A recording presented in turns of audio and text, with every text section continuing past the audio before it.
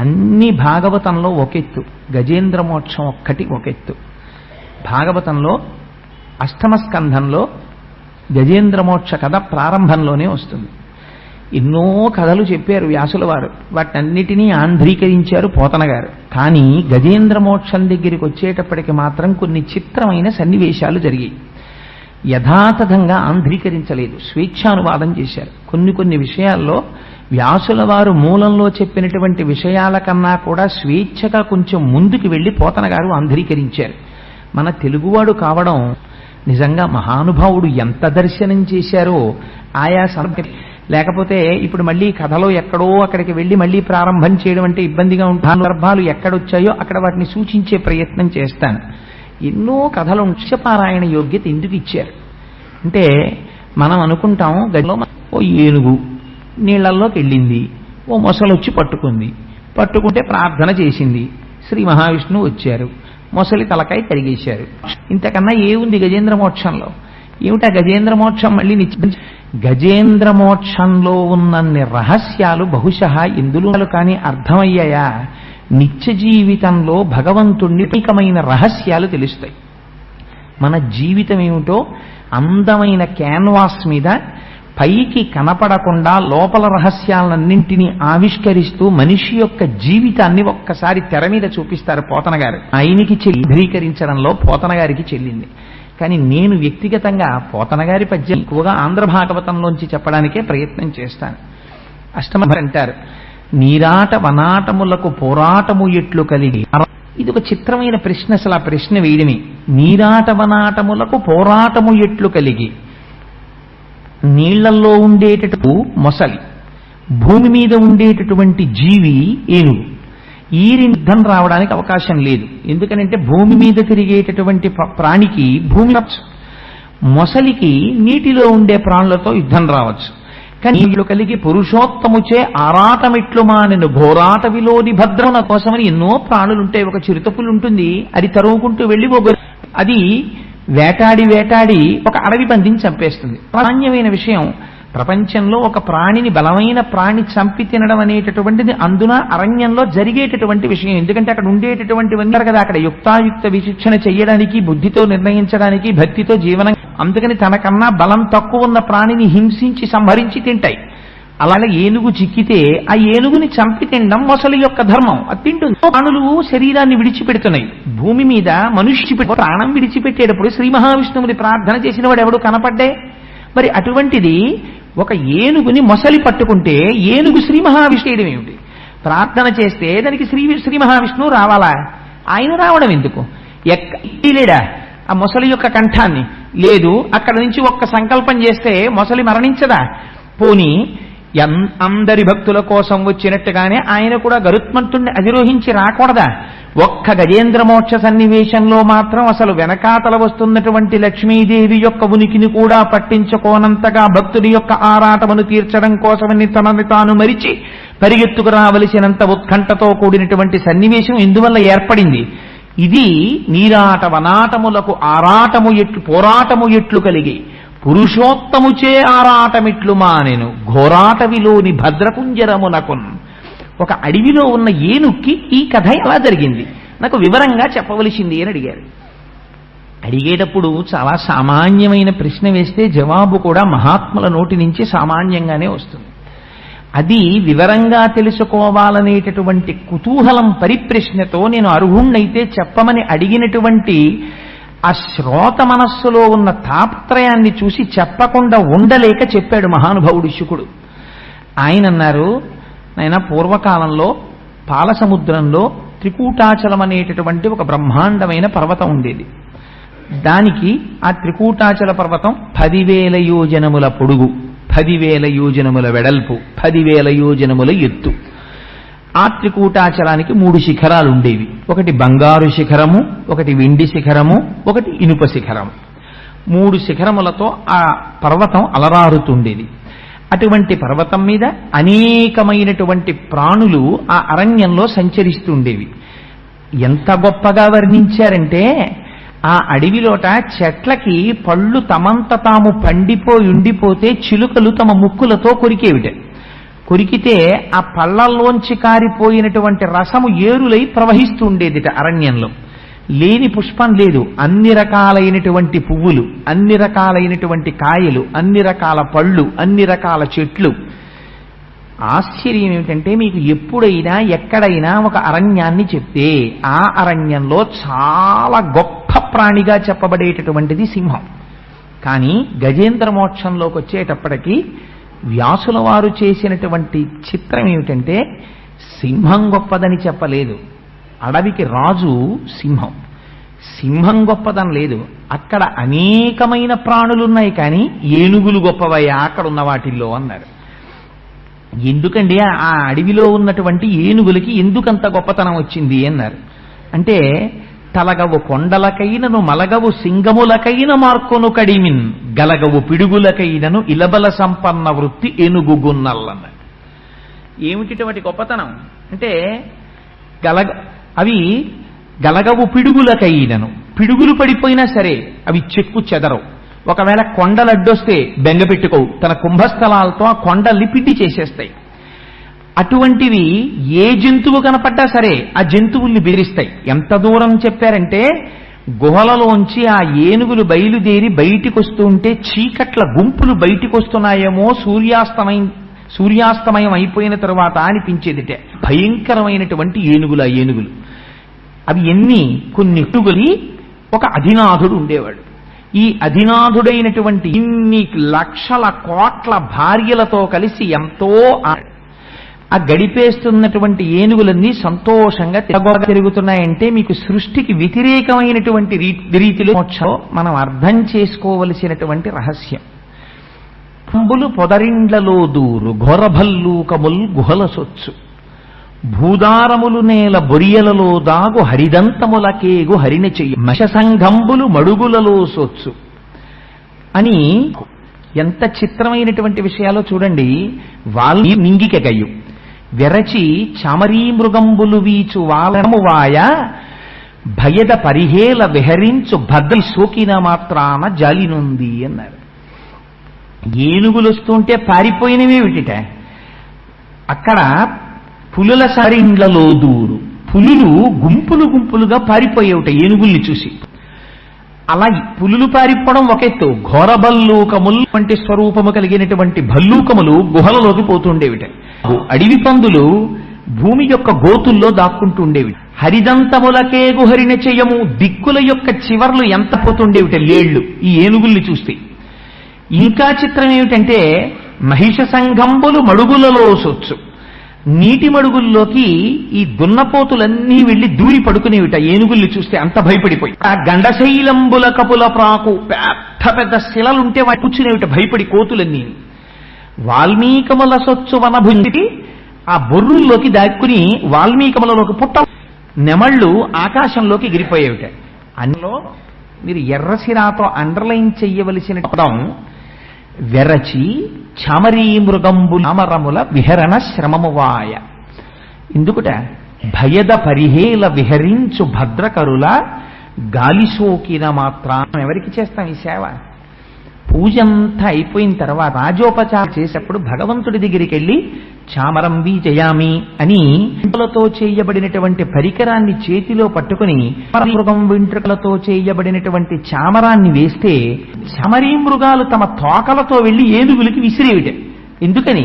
సోకితే అలసట తీరుతుంది. వాటికి ఏ గాలి సోకితే ఈ గాలి విసిరేవిట. భయద పరిహేల విహరించు భద్రకరుల దాన్ని భయపెడుతూ తిరిగేటటువంటి ఏనుగుల యొక్క గుంపుల్ని చూసి వాటి గాలి తగిలితే చాలు, అమ్మో మీ అలసట తీరడానికి మేము మా తోకలతో విసురుతామని చామరీ మృగాలు వెళ్ళి విసిరేవిటే. అంత భయంకరమైన ఏనుగులు గుంపులయ్యా. ఒక్క మాట చెప్తాను విను. యమధర్మరాజు గారి యొక్క దూతలు భయపడి పారిపోతుండేవారు వీళ్ళని చూసి అన్నారు. అంత గొప్పగా తిరిగేవిట ఏనుగులు. ఇటువంటి ఏనుగులకి 10 లక్షల కోట్ల ఆడ ఏనుగులకి భర్త ఒకే ఒక మగ ఏనుగు. ఎంత చిత్రమో చూడండి. ఆయన భార్యల సంఖ్య 10 లక్షల కోట్ల ఆడ ఏనుగులు. అన్ని ఏనుగులకి భర్త అయినటువంటి ఒక ఏనుగు అపారమైన టీవీతో తిరుగుతుండేవాడు. ఆయన ఒకనాడు తన భార్యలతో కలిసి తిరుగుతూ ఉండగా ఏదో చెట్ల యొక్క నీడ పట్టున తిరుగుతున్నాడు, ఎంతో సంతోషంగా కాలం గడుపుతున్నాడు. కానీ అలా కాలం గడుపుతున్నటువంటి సమయంలో అనుకోకుండా ఒక ఉపద్రవం వచ్చింది. దారి తప్పాడు అన్నారు పోతన గారు. దారి ఎందుకు తప్పాడన్నారు? అపారమైన దాహం వేసింది, కానీ తాగుదామంటే నీళ్లు కనపడలేదు. ఎందుకని? ప్రతిరోజు అలవాటు ఉన్న దగ్గరికి వెళ్లి నీళ్లు తాగేటటువంటి సరోవరం ఎక్కడుందో ఆ సరోవరం దగ్గరికి వెళ్ళేటటువంటి దారిని విడిచిపెట్టి ఇవాళ కొత్త దారిలోకి వెళ్ళాడు. వెళ్లడంలో అలసట కలిగింది. ఆ నీటిని వెతుక్కుంటూ నీటి మించి గాలి ఎటొస్తోందో అటువైపుకి ప్రయాణం చేశాడు. ప్రయాణం చేసి వెళ్ళాడు. వెళ్ళి ఒక గొప్ప సరోవరం ఒకటి కనపడింది. ఆ సరోవరంలోకి దిగాడు. నీరు త్రాగవలసిన వాడు ఎక్కడ నిలబడి నీరు త్రాగాలి? నాకు దాహం వేసింది అనుకోండి, ఓవర్ హెడ్ వాటర్ ట్యాంక్లో దూకనగా ఏం చేస్తాను? లేకపోతే కాకినాడలో కొళాయి చెరువులోకి వెళ్ళి దూకుతానని దాహం వేస్తే ఓ గ్లాసుడు నీళ్లు తీసుకుని తాగుతాను, అంతేగాని బిందెత్తి నోట్లో పోసుకోం కదా. దాహం వేసిన వాడు ఒడ్డున నిలద్రం వచ్చి ఉండేది కాదు. కానీ ఆయన అలా చెయ్యలేదు. ఆ ఏనుగు ఒక పెద్ద సరోవరాన్ని చూశాడు. అదెంతటి సరోవరం అంటే మీద గండు తుమ్మెదలు వాలి అందులో ఉన్న రసాన్ని ఆఘ్రాణిస్తం చేస్తున్నాయి. తుమ్మెదల యొక్క ఝంకారం వినపడుతోంది. అందులో ఉన్నటువంటి పుప్పొడి నీళ్లలో పడింది. ఆ ఒడ్డున చూస్తే ఒడ్డున పెరిగినటువంటి సువాసన ముక్కుపుటాల్ని గుబాళింపచేస్తోంది. నీరు తాగాడు. తాగినవాడు ఏం చెయ్యాలి? గట్టెక్కి పైకొచ్చేయాలి. కానీ రాలేదు. తుండంబుల పూరించుచు గండంబుల చల్లుకొనుచు గలగల రవముల్ మెండుకొన వలద కడుపుల నిండన్ వేదండ కోటి నీటింత్రాగెన్. ఉండేటటువంటి పద్మాలనన్నింటినీ తన కాళ్ల కింద వేసి తవులు ఎండ్రకాయలు అన్ని మరణిస్తున్నాయి. ఆ నీటిని తీస్తున్నాడు, ఏనుగులన్నింటి మీద జల్లుతున్నాడు. ఆ ఏనుగులు కూడా సంతోషపడిపోతున్నాయి. చుట్టూ ఉన్న ఆడ ఏనుగులు ఏం చేస్తున్నాయో పోతన గారు చాలా చిత్ర ఏనుగులు అక్కడ ఉన్నటువంటి తామర పువ్వుల్ని తీసి ఆ మగ ఏనుగు, మిగిలిన వాళ్ళు అనుకున్నారట వీళ్ళు తామర పువ్వులలో ఉన్న పుప్పొడి తీసి మగ ఏనుగు మీద చల్లారట. ఇంకొంతమంది అనుకుని ఏం గొప్ప అని తామర పువ్వుకుండేటటువంటి నాళాలని కొన్నట్టుగా మగ ఏనుగు మీద అలంకారం చేశారట. మరికొంతమంది ఆ నదిలో ఆ సరోవరంలో ఉండేటటువంటి ముచ్చుపు చిప్పల్ని తీసి ఆ మగ ఏనుగుకి చుట్టూ చేరి ఇంతగా తన్ని మురిపిస్తుంటే పొంగిపోతున్నాడు. ఇది గజేంద్ర మోక్షానికి ప్రారంభం కింద. ఇదే మన జీవితంలో మనం జ్ఞాపకం పెట్టుదం చేసిన దాని పేరు మాత్రం గజేంద్ర మోక్షం. అక్షరాల్ని కొంచెం అటు ఇటు మార్చండి. జగము. జగము అంటే జాయతే గచ్చతే ఇది జగత్. వచ్చి వెళ్ళిపోయేది ఏదుందో దాన్ని జగమని పిలుస్తారు. మనం అందరం జగములోకే వస్తాం. ఎందుకు? అంధుల క్రియన్ సంసార సంచారులు ఒత్తురు కూడి ఒక్కో అని పోతన గారు భాగవతంలో నివేంద్రంలోకి వెళ్ళి నీళ్లు తాగేవాడు ఎలా వస్తాడో అలా వస్తాడు. తీర్చుకుంటారు. దాహం తీర్చుకున్న తర్వాత వాడి మార్గాన వాడు వెళ్ళిపోతాడు, వీడి మార్గాన వెళ్ళిపోతాడు. అలా సంసార సంచారులు ఒత్తురు కూడి విత్తురు సదా సంగంబులేదొక్కచో సూర్యులు పోయిడి త్రోవ పోజను భేటికి అని అడుగుతాడు హిరణ్యాక్షుడు చచ్చిపోయినప్పుడు. సరే, అందుచేత గజేంద్ర మోక్షం. జగము గజము. గజము పాలసముద్రంలో ఉన్నాం. పాలసముద్రం ఏది? భగవంతుని యొక్క స్వరూపమే పాలసముద్రం. శుద్ధ సత్వగుణంతో కూడుకున్నటువంటి ఆత్మ చైతన్యం పాలసముద్రం ఇక్కడుంది. ఈ పాలసముద్రంలో ఏముంది? త్రికూటాచలం ఉంది. ఏది త్రికూటాచలం అంటే ఈ శరీరమే త్రికూటాచలం. దీనికి త్రికూటాచలం అని పేరెందుకు? ఇది 3 రకాలైనటువంటి పర్వతాలతో ఉంటుంది. స్థూల, సూక్ష్మ, కారణ అని 3 శరీరాలు ఉంటాయి. దీనికి 3 అవస్థలు ఉంటాయి. జాగృత్, స్వప్న, సుషుప్తి. పగలంతా ఇంద్రియాలు పనిచేస్తే జాగ్రత్త. ఇంద్రియాలు పని చెయ్యకుండా మనస్సులోకి వెళ్ళిపోయి స్వప్నావస్థ మనం నిద్రపోతే స్వప్నం. ఆ మనస్సు కూడా ఆత్మలోకి వెళ్ళిపోయి తమోగుణ భూయిష్ఠులమైపోయి తమోగుణంతో ఏమీ తెలియని గాఢ నిద్రలోకి వెళ్ళిపోతే కారణ శరీరంతో ఉంటాం కాబట్టి ఆ సమయంలో 3వ అవస్థ సుషుప్తి. అందుకని ఎన్ని సంవత్సరాలు బ్రతకండి ఏమిటుంటుంది? ఈ 3 ఉంటాయి. జాగృత్, స్వప్న, సుషుప్తి. స్థూల, సూక్ష్మ, కారణ 3 శరీరాలతో తిరుగుతూ ఉంటాడు. అందుకని ఎక్కడుంది ఇప్పుడు త్రికూటాచలం? ఇక్కడే ఉంది. ఇదే త్రికూటాచలం. ఈ త్రికూటాచలంలో బంగారు శిఖరము, వెండి శిఖరము, ఇనుప శిఖరము 3 శిఖరాలు ఉన్నాయి. ఏమిటా 3 శిఖరాలు? సత్వము, రజస్సు, తమస్సు. ఈ 3. సత్వం అంటే సత్వము ఆవిర్భవించినటువంటి కాలంలో ప్రసన్నుడై శాంతంగా భక్తితో సంతోషంతో ఉంటాడు. రజస్సు పటమరించినటువంటి సమయంలో కోర్కెలతో వెంపర్లాడిపోతూ ఉంటాడు. తమోగుణం ఆవిర్భవించినటువంటి సమయంలో ఏ పని చెయ్యకుండా బద్ధకంగా మందబుద్ధితో నిద్రపోతూ తమోగుణంతో ఉంటాడు. ఈ 3 గుణాలు తప్ప 4వ గుణం మనకి ఎక్కడి నుంచి వస్తుంది? 4వ గుణం ఉండదు. ఎందుకని? సత్వము, రజస్సు, తమస్సు ఇవే మారుతుంటాం. కాసేపు సత్వంలో ఉంటాం, తెల్లవారుజామున నిద్ర లేవగానే కాసేపు తిరువెంబావయ్యో, తిరుప్పావయ్యో, సుప్రభాతమో, గాయత్రీ మంత్రమో, సంధ్యావందనమో, అనుష్ఠానమో ఏదో పెట్టుకుంటాం. కాసేపు రెవెన్యూ స్టాఫ్ మీద సంతకం పెట్టొచ్చాను, ఇవాళ జీతం ఇస్తాడు, 3 గంటలు మళ్ళీ జీతం అందుకున్నావు. నెలకోసారి జీతం వచ్చింది కదా, సాయంత్రం చేసి అసుర సంధ్య వేళ శివాలయంలోకి వెళ్ళి 4 అరటిపళ్ళు ఇచ్చొద్దాం. మళ్ళీ సత్వంలోకి వచ్చావు. మళ్ళీ సత్వంలోంచి ఇంటికి వెళ్ళి ఈ జీతం అక్కడ ఇచ్చి దిక్కుమాలిన జీతం అన్ని కటింగులు పోను వచ్చావు. దీని గురించి కొట్టు రజస్సు. అలిసిపోయి పడుకుంటావు. తమస్సు. 3 శిఖరాల మీదే తిరుగుతున్నావు. తిరగడానికి ఇంకో 4వ శిఖరం లేదు. బంగారు శిఖరము, వెండి శిఖరము, ఇనుప శిఖరము, ఈ 3 శిఖరముల మీదే తిరుగుతాయి. గజములు అంటే ఏమిటి? జగము మనమి. మనం తిరుగుతున్నామని వ్యాసుడనరు, మనం తిరుగుతున్నామని పోతనగారు అనరు. ఏనుగులు నడ్డు పెట్టి చెప్తుంటారు, అది విచిత్రం. అందుకే తిరగగా ఎక్కడికి చేరింది? అక్కడికి వెళ్ళి వేసింది. మనందరికీ వేస్తుంది దాహం. ఏ కామదాహం ఉంటుంది. ప్రతి వాడికి సంసారంలోకి ప్రవేశించాలి, యవస్త్రంగా స్వీకరించాలి. అందుకని మనం ఏం చేస్తాం? స్త్రీని క్షేత్రముగా స్వీకరించడమే సంసారములోకి ప్రవేశించడం. సంసారములోకి ప్రవేశించడం. మీరు సంసారంలో ప్రవేశించినప్పుడు చేసినటువంటి స్నాతకం చేసేటప్పుడు మామగారు పక్కన కూర్చుని అడుగుతాడు, నువ్వెప్పుడు గారండి, నువ్వెప్పుడు చెట్టు ఎక్కకూడదు, నేను ఎక్కనండి. నువ్వెప్పం చేయకూడదు, నేను చెయ్యనండి. ఇన్ని ప్రమాలా అయితే ధర్మేచ అర్థేచ కామేచ నాతిచరామి, ఈ పిల్లని నేను అతిక్రమించను అంటే క్షేత్రముగా ఇస్తుంది వేసి శాంతం నీకు ఇచ్చేసాను తీసేసుకో అని చెప్పి ఆవునిచ్చినట్లో చతుర్థీ విభక్తి వెయ్యకుండా నమః వెయ్యకుండా ఇస్తారు ఆడపిల్లని ఇచ్చినప్పుడు. పుట్టింటికి ఆడపిల్లని తెచ్చుకోవచ్చు.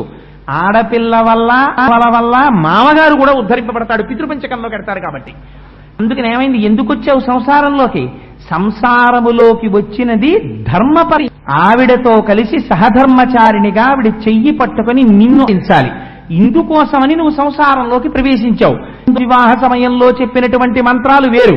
గురువుగారు పక్కకొచ్చి ఆచార్య దేవోభవ, నువ్వు జాగ్రత్త సుమా, సత్యం విషయంలో పరాకుపడకు సుమా, అతిథుల విషయంలో పరాకుపడకు సుమా అని మనకి ఎన్నో విషయాలు చెప్తారు.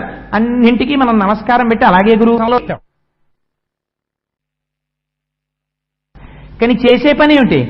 ఫోన్ వచ్చి మనకి ఇష్టం లేనటువంటి వాడు అతిథిగా వస్తున్నానంటే, అయ్యో మేము ఇప్పుడే బయలుదేరిపోతున్నామండి, మీరు ఏమనుకోకండి, నెక్స్ట్ టైం వచ్చినప్పుడు మా ఇంటికి రండి అంటాం. వాడు ఎలాగో రాడు, వచ్చినా మనం దొరకమని. అందుకని ఏమైంది? ఇవన్నీ ప్రమదితవ్యం, నీ బుద్ధి పరాకుపడ నీకు అని గురువు గారు చెప్తున్నారు. నీకు భార్యనిచ్చింది ఎందుకు? ధర్మపత్నితో కలిసి అతిథి అభ్యాగతుల్ని ఆదరించడానికి, ఆదరించి నిన్ను నువ్వు ఉద్ధరించుకోవడానికి. ఇది ఏనుగు దారి తప్పింది. ఎక్కడ దారి తప్పింది? భార్యలతో కలిసి ధర్మమునందు చెరించడం మానింది. మాని ఎందులోకి ప్రవేశించింది? తను ప్రవేశించిన దాహాన్ని తీర్చుకొని ధర్మమునందు నిలబడవలసినటువంటి ఏనుగు అంటే మనము దాన్ని విస్మరించి కేవలము కామోపభోగమునకు మాత్రమే సంసారము, స్వార్థమునకు మాత్రమే సంసారము. సంపాదించేది దేనికి? మా అబ్బాయికి మా అమ్మాయికి. ఇంటికి వచ్చిన వాడికి అన్నం పెట్టడానికి డబ్బు అక్కర్లేదు.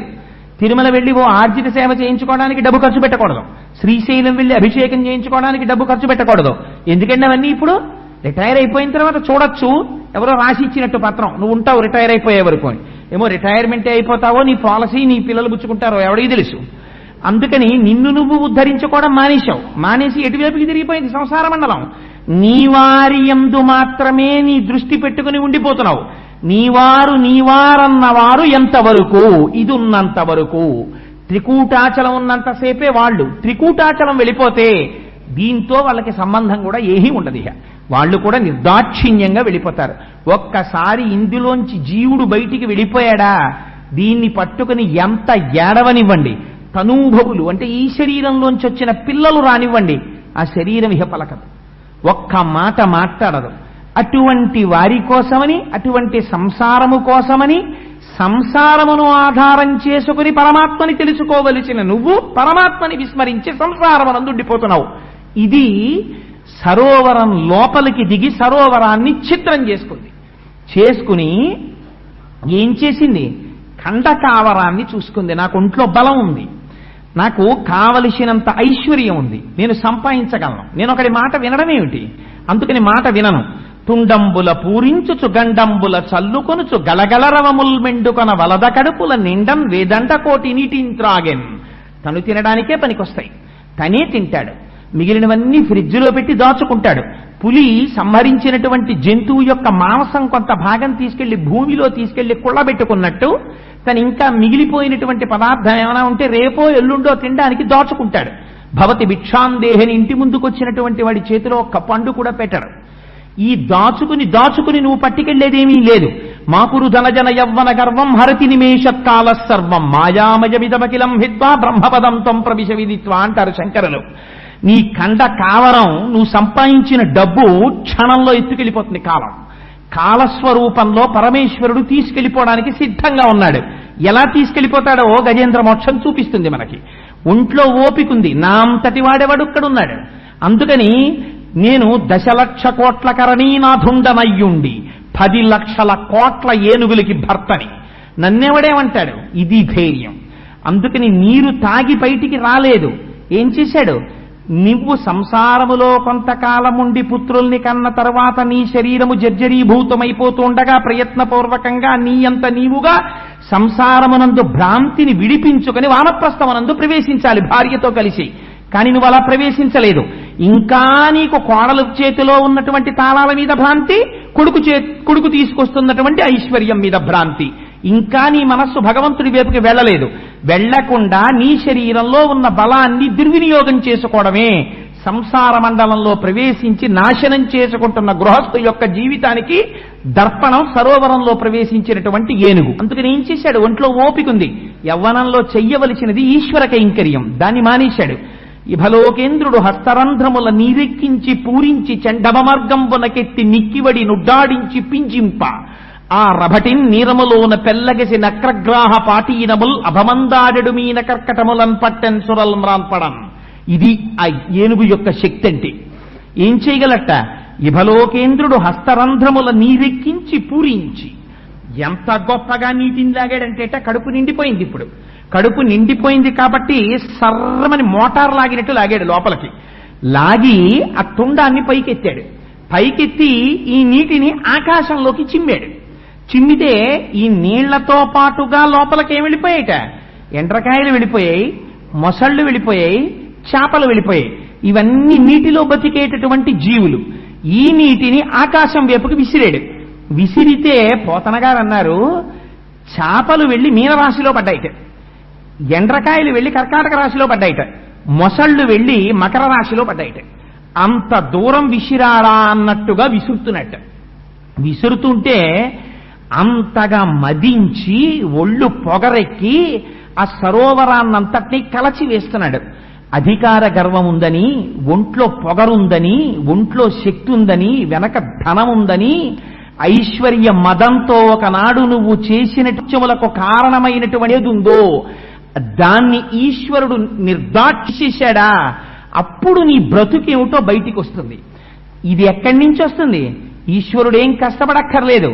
ఏ సంసారములో నువ్వున్నావో ఆ సంసారాంతర్గతముగానే వచ్చేస్తుంది క్లేశం. సంసారం అంటే ఏమిటి? సంసారమే మృత్యువు. ఎందుకని? సంసారం ఎప్పుడూ ఏం చెప్తుంది? నా వారు, నా భార్య, భార్య తర్వాత ఏం ఉండాలి? బిడ్డలు, బిడ్డల్లో ఎవరు ఉండాలి? కొడుకులు, కూతుళ్ళు.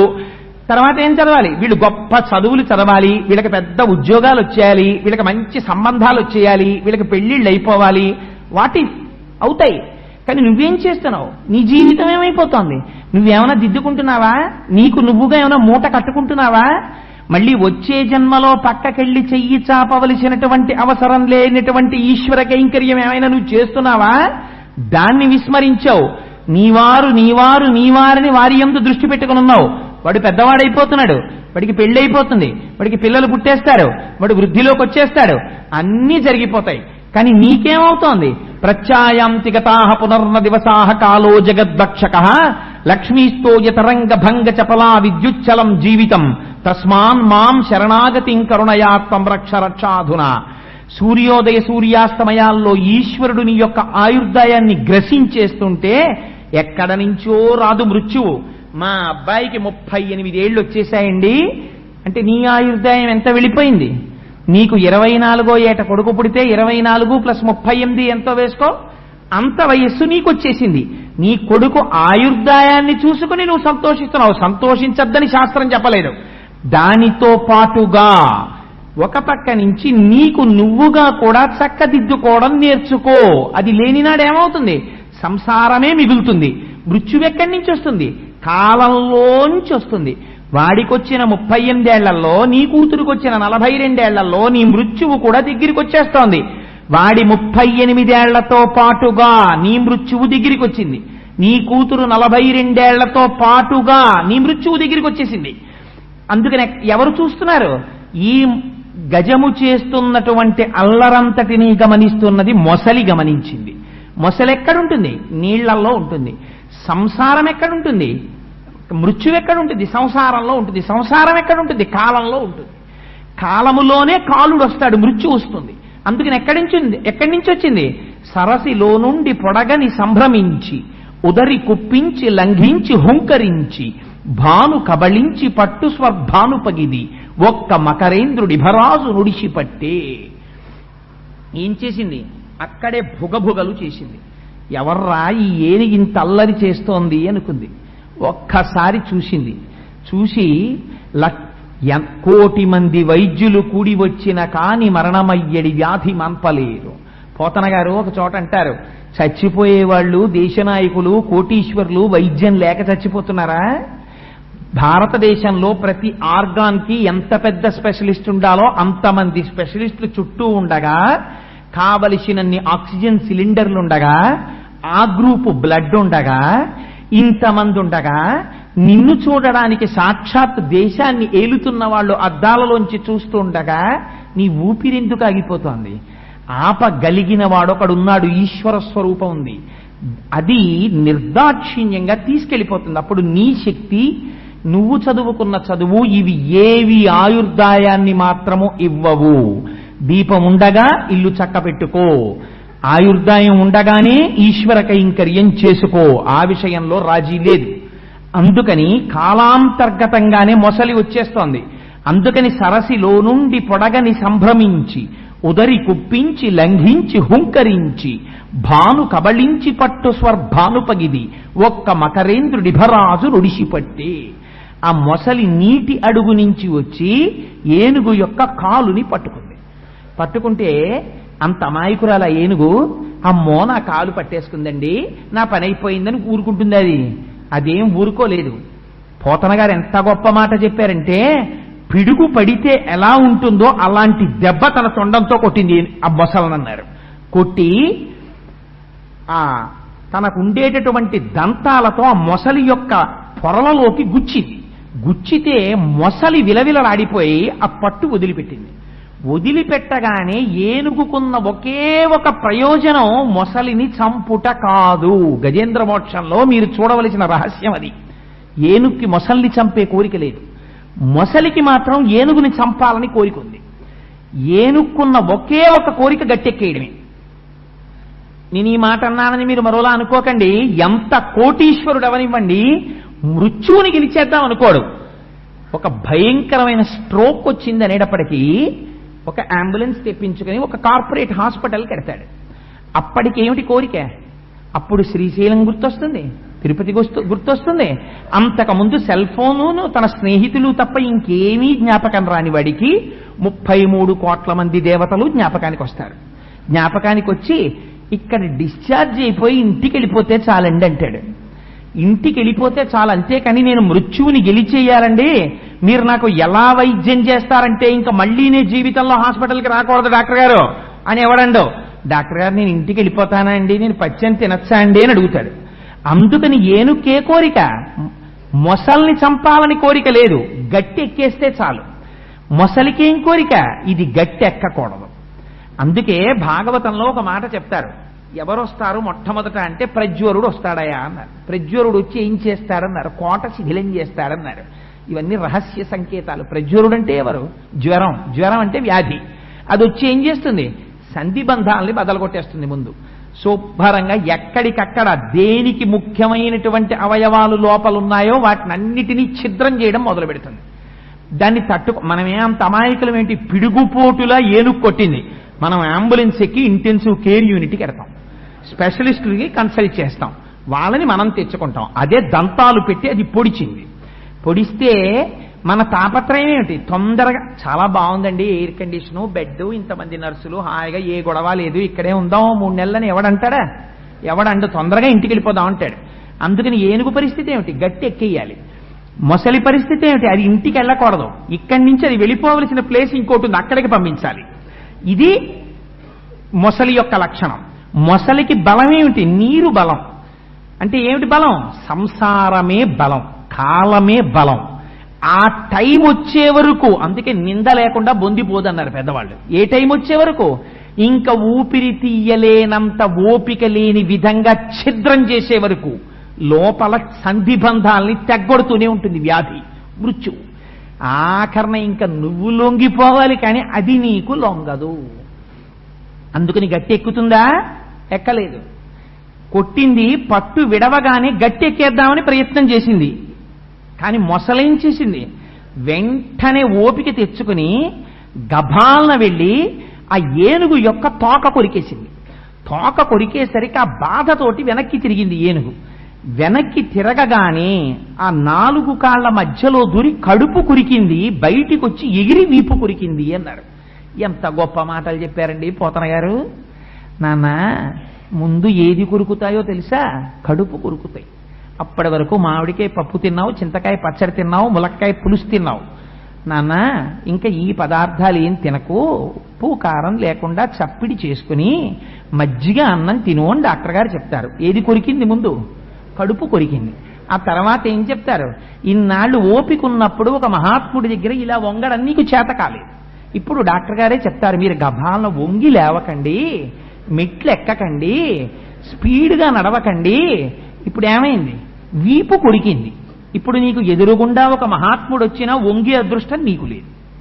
అందుకని ఏమైంది? మాకురు ధనజన యవ్వన గర్వం హరతి నిమేష కాల సర్వం మాయామయమిదమఖిలం హిత్వా బ్రహ్మపదం ప్రవిశవిదిత్వా. తీసుకెళ్ళిపోతోంది మృత్యువు. ఒక్కొక్కటి నీ సమయంలో నువ్వు చెయ్యవలసినవి చెయ్యనివి ఏమున్నాయో వాటిని కాలము తీసుకెళ్ళిపోతోంది. అందుకని కడుపు కొరికింది, వీపు కొరికింది, వెనక కాలు పట్టుకుంది. పట్టుకుంటే ఇప్పుడు వెనక కాలు దగ్గర ఉన్న దాని తొండంతో ఎలా కొడుతుంది? తన దంతాలతో ఎలా పొడుస్తుంది? అందుకని ఇప్పుడు ఎలాగో అలా ముందు ఆ మొసలున్న వైపుకి తాను తిరగాలి. ఎంతమంది డాక్టర్ల దగ్గరికి వెళ్ళినా డయాగ్నోసిస్ దొరకదు. ఏమిటో అన్నీ బాగుంటాయంటాడు, 36 మందులు రాస్తాడు, వెగట ఎక్కువైపోతూ ఉంటుంది, అన్నం చేయించదు. వ్యాధి ఏమిటో తెలియదు, ఎవరి దగ్గరికి వెళ్ళినా బాగానే ఉందంటారు, ఖచ్చితమైన డయాగ్నోసిస్ దొరకదు. ఇదే కదా తొండానికి దొరకపోవడం అంటేను. కానీ కొరికేస్తూనే ఉంటుంది, రక్తం అంతా కారిపోతూనే ఉంటుంది, రోజు రోజుకి నీరస పడిపోతూనే ఉంటాడు, ముఖం వెలవెలపోతూనే ఉంటుంది. ఎంత అందంగా మాట్లాడారండి నిజంగా పోతన గారు, ఎంత అందంగా మాట్లాడారు వ్యాసుల వారు. మన బతుకు కట్టెదుట చూపించారు, అంగీకరించినా అంగీకరించకపోయినా. అందుకే పెద్దలు ఒక్క మాట చెప్పారు, పూజ చేస్తే డబ్బులిమ్మని, ప్రమోషన్లు ఇమ్మని ఎవడూ పూజలు చేయలేరు పూర్వం. ఎందుకు చేశారో తెలుసా అండి? మొట్టమొదటి ఏదడిగారంటే అనాయాసేన మరణం. తండ్రి, ఇంటెన్సివ్ కేర్ యూనిట్లో భయంకరంగా 6 మధ్యలో ఇలా పడుకుని ఒంటి నిండా సూదులెట్టుకుని పక్కన సీసాలెట్టుకుని వెళ్ళిపోకుండా ఉంటే చాలు, నేను ప్రశాంతంగా నీ నామం చెప్పుకుంటూ వెళ్ళిపోయే అదృష్టాన్ని నాకి. అందుకని ఏదడిగారు? అనాయాసేన మరణం వినా దైన్యేన జీవితం. డబ్బిమ్మని ఎవ్వడూ అడగలేదు. ఒకడి దగ్గర చెయ్యి చాపి బతకవలసిన అవసరం లేకుండా, నాకు అన్నానికి వస్త్రానికి లోటు లేకుండా నా జీవితం వెళ్ళిపోయేటట్టు చూడని అడిగారు అంతే. అందుచేత ఏమైంది? ఆ ఏనుగు మొసలితో యుద్ధం చేస్తోంది, మొసలి ఏనుగుని కొరుకుతోంది, లోపలికి లాగుతోంది. ఇలా ఎన్నాళ్ళు చేసింది యుద్ధం అని అడిగారు. మరి చెప్పాలి కదా, ఎన్నాళ్ళు అంటే జనవరి 31న ప్రారంభమైంది, ఫిబ్రవరి 6 వరకు హాస్పిటల్లో ఉన్నాడు, ఏదో ఉండాలి కదా, date of admission, date of discharge ఏవో ఉంటాయి కదా. అందుకని అది ఏమిటి అసలు కేస్ షీటు చెప్పమన్నారు. అంటే ఇలా యుద్ధం ఎన్నాళ్ళు జరిగిందో చెప్తాం వినండి అన్నారు. అలయక సొలయక వేసట నొందక కరిమకరి తోడ ఉద్దండత రాత్రులు సంజలు దివసంబులు పోరెన్ 1000 సంవత్సరముల్. 1000 ఏళ్ళు పోరాటం చేసిందన్నారు. 1000 అంటే ఏమిటి? వ్యాసుల వారు సంస్కృతంలో సహస్రం అన్నారు. సహస్రం అంటే అనంతము. ఎవడికి తెలుసు నువ్వు ఏ టైంలో హాస్పిటల్లో జాయిన్ అవుతావో? ఇంట్లో కూతురి పెళ్లికి ముహూర్తాలుంటాయి, కొడుకు పెళ్లికి ముహూర్తాలుంటాయి, నువ్వు పెళ్లి సంబంధానికి వెళ్ళడానికి ముహూర్తాలుంటాయి, జాయినింగ్ రిపోర్ట్ ఇవ్వడానికి ఆఫీస్కి ముహూర్తాలుంటాయి. ఇవాళ నక్షత్రం మంచిది కాదండి అని హార్ట్ అటాక్ వస్తే హాస్పిటల్కి రానన్న దుర్మార్గుడు ఎవరైనా ఉంటాడు ఏమిటి ప్రపంచంలో? అది ఏ నక్షత్రమైనా వెళ్ళిపోవలసిందే ఇంటెన్సివ్ కేర్ యూనిట్కి. అందుకని ఎప్పుడు చచ్చిపోయావు, ఎప్పుడు మొదలెట్టావు పోరాటం అంటే పోతన గారు అన్నారు, కరిమకరితోడ ఉద్దండత అలయక సొలయక వేసట నొలయక. ఇప్పుడేమిట్రా ఈ అలవాటు? ఎప్పటి నుంచో ఉంది. ఈ విషయంలో అలసట ఏం లేదు, సొలయక బాధేం లేదు, వేసట నొందక అక్కడ మాత్రం ఎన్నాళ్ళైనా ఉంటాడు. ఈశ్వరుడి గుళ్ళో అరగంట కూర్చోమనంటే వాడికి టైం ఉండదు. సెల్ ఫోన్ మోగుతుంది, ఇలా గడియారం 50 మాటలు చూసుకుంటాడు అష్టోత్తరం అయ్యే లోపల. హాస్పిటల్లో ఇంకో 15 రోజులు ఉండకపోతే ప్రమాదం అనివ్వండి, 20 రోజులు ఉంటాను డాక్టర్ గారు అంటాడు. అందుకని అలయక సొలయక వేసట నొలయక కరి మకరితోడ బుద్ధంటత రాత్రులు సంధ్యలు దివసంబులు. ఏమో ఎన్నాళ్ళు యుద్ధం చేశావో ఇన్ని జన్మల్లో, రాత్రులన్నీ ఉన్నావో, సంధ్యలన్నీ ఉన్నావో, దినాలన్నీ ఉన్నావో, ఎన్ని రోజులున్నావో, ఏ టైంలో వెళ్ళిపోయావో, ఇన్ని కోట్ల జన్మలైపోయాయో ఇప్పటికీ. అందుకని ఉద్దండత రాత్రులు సంధ్యలు దివసంబులు పోరెనొక్క 1000 సంవత్సరముల్. 1000 ఏళ్ల నుంచి ఇలా యుద్ధం చేస్తూనే ఉందాయా ఏనుగు అన్నారు. అయితే మరి ఇలా యుద్ధం చేస్తే ఏమైందండి? చివరికి ఏమైందంటే, ఇంకా నీకు ఒక గొప్ప సన్నివేశం చెప్తాను, ఏనుగు సంగతి చెప్పను. ఇది పోతన గారి సంకేత భాష అంటే, వ్యాసుల వారి సంకేత భాష అంటే అర్థం చేసుకోవాలి. ఏనుగు ఎలా ఉందో నేను చెప్పను, కానీ మిగిలిన విషయాలు చెప్తాను, నువ్వు అర్థం చేసుకో. మకరితోడపోరు మాతంగ విభుని ఒక్కరినిడించిపోవ కాళ్ళు రాక కోరి చూచుచుండే కుంజరీయూథంబు మగలు తగులు కారె మగువలకును. ఆయన్ని హాస్పిటల్లో చేర్చినప్పుడు హాస్పిటల్ ముందంతా కార్లే. ఆ తర్వాత ఆయన 3 నెలలు హాస్పిటల్లో ఉన్నారు. 3 నెలల తర్వాత ఎవరున్నారు? తప్పదు కాబట్టి భార్య ఒక్కతే క్యారేజీ అక్కడ తెప్పించుకు తింటోంది, ఆవిడ ఒక్కతే ఉంది. ఇదే పోతన గారు చెప్పారు. మకరితోడపోరు మతంగ విభుని, మొసలితో పోరాటం చేస్తున్న ఏనుగుని ఒక్కరిని దించిపోవ కాళ్ళు రాక. ఒక్కరిని వదిలేసి వెళ్ళలేక ఎవరున్నారు గట్టు మీద? ఒక్కరిని దించిపోవ కాళ్ళు రాక కోరి చూచుచుండే కుంజరీయూథంబు. ఏం చేస్తున్నారు? వాళ్ళేం ఆయుర్దాయాన్ని ఇవ్వరు, కోరి చూచుచుండే. వాళ్ళు దిగి యుద్ధం చేస్తారనుకుంటున్నారేమో, వాళ్ళేం చేయరు. వాళ్ళు ఏం చేస్తారు? అద్దంలోంచి లోపలికి చూస్తూ ఉంటారు. లోపలికి వెళ్ళకూడదు, ఎప్పుడు పడితే ఎప్పుడైనా విజిటింగ్ అవర్స్ ఉంటాయి. అందుకని అద్దంలోంచే ఇలా చూస్తూ ఉంటారు. కోరి చూచుచుండే కుంజరీయూథంబు. మరి మిగిలిన వాళ్ళందరూ ఏరండి? అంత ఏనుగు కదా, దానికి బోలెడంత పరివారం ఉండాలి, బోలెడంత సైన్యం ఉండాలి. వాళ్ళందరూ చుట్టూ వచ్చారు కదా. అప్పుడు వాళ్ళందరూ ఏరి అంతగా ఏమైనా అయితే టెలిగ్రామ్ ఇమ్మని వెళ్ళిపోయారు. వాళ్ళు ఎందుకు వెళ్ళిపోతారు? ఎన్నాళ్ళు లీవ్ వేస్ట్ చేసుకుంటారు వాళ్ళు. అంత లీవ్ వేస్ట్ చేసుకుంటే రేపు పొద్దున వాడి పర్సనల్ రికార్డు పాడైపోయి ట్రాన్స్ఫర్ చేసేస్తారు. అందుకని వాడు ఏం చెప్తాడంటే, చచ్చిపోయాక నాకు టెలిగ్రామ్ ఇమ్మని చెప్పడు, గౌరవంగా మాట్లాడతాడు. అమ్మా ఎన్నాళ్ళు ఉంటామమ్మా, అంతగా ఏమైనా అయితే టెలిగ్రామ్ ఇస్తే వస్తాను, డబ్బులో బ్యాంకులో డబ్బంతా వేశానమ్మా, పాపం ఫలానా ఆయన మనకి మొట్టమొదటి నుంచి ఫ్యామిలీ ఫ్రెండ్ కదా, వారికి అప్పచెప్పాను, ఆయన కూడా చూస్తూ ఉంటారు, అంతగా ఏమైనా అయితే టెలిగ్రామ్ ఇయ్యమ్మా, నేను గబగబా వచ్చేస్తాను విమానంలో అని చెప్పి చెప్తాడు వాడు. అంటే అంతగా ఏమైనా అయితే అంటే ఏమిటి? వాడు అలా చేస్తూనే ఉంటాడు. ఆ యుద్ధం ఏదో డబ్బు ఇవ్వాలి కాబట్టి మేము ఇచ్చేస్తామమ్మా, వాడికి ఆ మందులు అవి అన్ని వేయిస్తూ ఉండండి డాక్టర్ గారు చెప్పినవి. ఆఖరికి ఓ రోజున ఊపిరి అయిపోతున్నప్పుడు మాకు టెలిగ్రామ్ కొడితే అంత్యేష్టి సంస్కారానికి మేము వచ్చేస్తాం. కాబట్టి ఇప్పుడు ఏనుగు యొక్క పరిస్థితిని చెప్పడానికి ఏనుగు గురించి చెప్పారా, పైనున్న వాళ్ళ గురించి చెప్పారా? ఏనుగు గురించి చెప్పలేదు పోతన గారు. అందరూ వెళ్ళిపోయారయా, భార్య ఒక్కతే ఉంది. ఎందుకని? కోరి చూచుచుండే కుంజరీయూథంబు. ఎందుకండి వాళ్ళు అలా చూడడం? వాళ్ళ ఇంటికి తీసుకెళ్ళిపోకూడదు, ఎందుకంటే తీసుకెళ్ళమనేవాడు వేరేవాడు ఉన్నాడు, వాడు చెప్పాలి తీసుకెళ్ళమని, అయితే తీసుకెళ్ళకూడదు. వీళ్ళు ఏం చేయాలి? పోనీ ఉండి పాపం ఏమైనా చేయగలరా? ఏమీ చేయలేరు. అక్కడ క్యారేజీ తిని అక్కడే స్నానం చేసి అక్కడే ఆ నేల మీద పడుకుని ఆ విజిటర్స్ బల్ల మీద కూర్చుని ఆ పక్కన ఎక్కడన్నా స్వీట్ స్టాల్ ఉంటే అప్పుడప్పుడు సమోసాలు అవి తింటూ దిక్కుమాలనాడు ఉండడు, ఊడిపోవడం లోపల తిట్టుకుంటూ. ఎందుకు ఇదంతా? మగలు తగులు కారె మగువలకును. బ్రహ్మముడు ఒకటి వేశారు కదా పెళ్లిలో, అందుకని ఆ ముడి వేశారు కాబట్టి ఆ ముడి తనంత తానుగా ఎవరు విప్పుకోకూడదు, ఈశ్వరుడు విప్పాలి ఆ ముడిని. విప్పేంత వరకు అలా ఎదురు చూడవలసిందే. అందుకని అలా చూస్తూనే ఉన్నారయ్యా అన్నారంటే ఇప్పుడు ఏనుగు పరిస్థితి ఏమిటి? చాలా నీరస పడిపోయింది. ఎంత నీరసపడిపోయిందంటే తన శరీరంలో ఉన్న రక్తం అంతా కాల్వలై ఆ సరస్సులోకి వెళ్ళిపోయింది.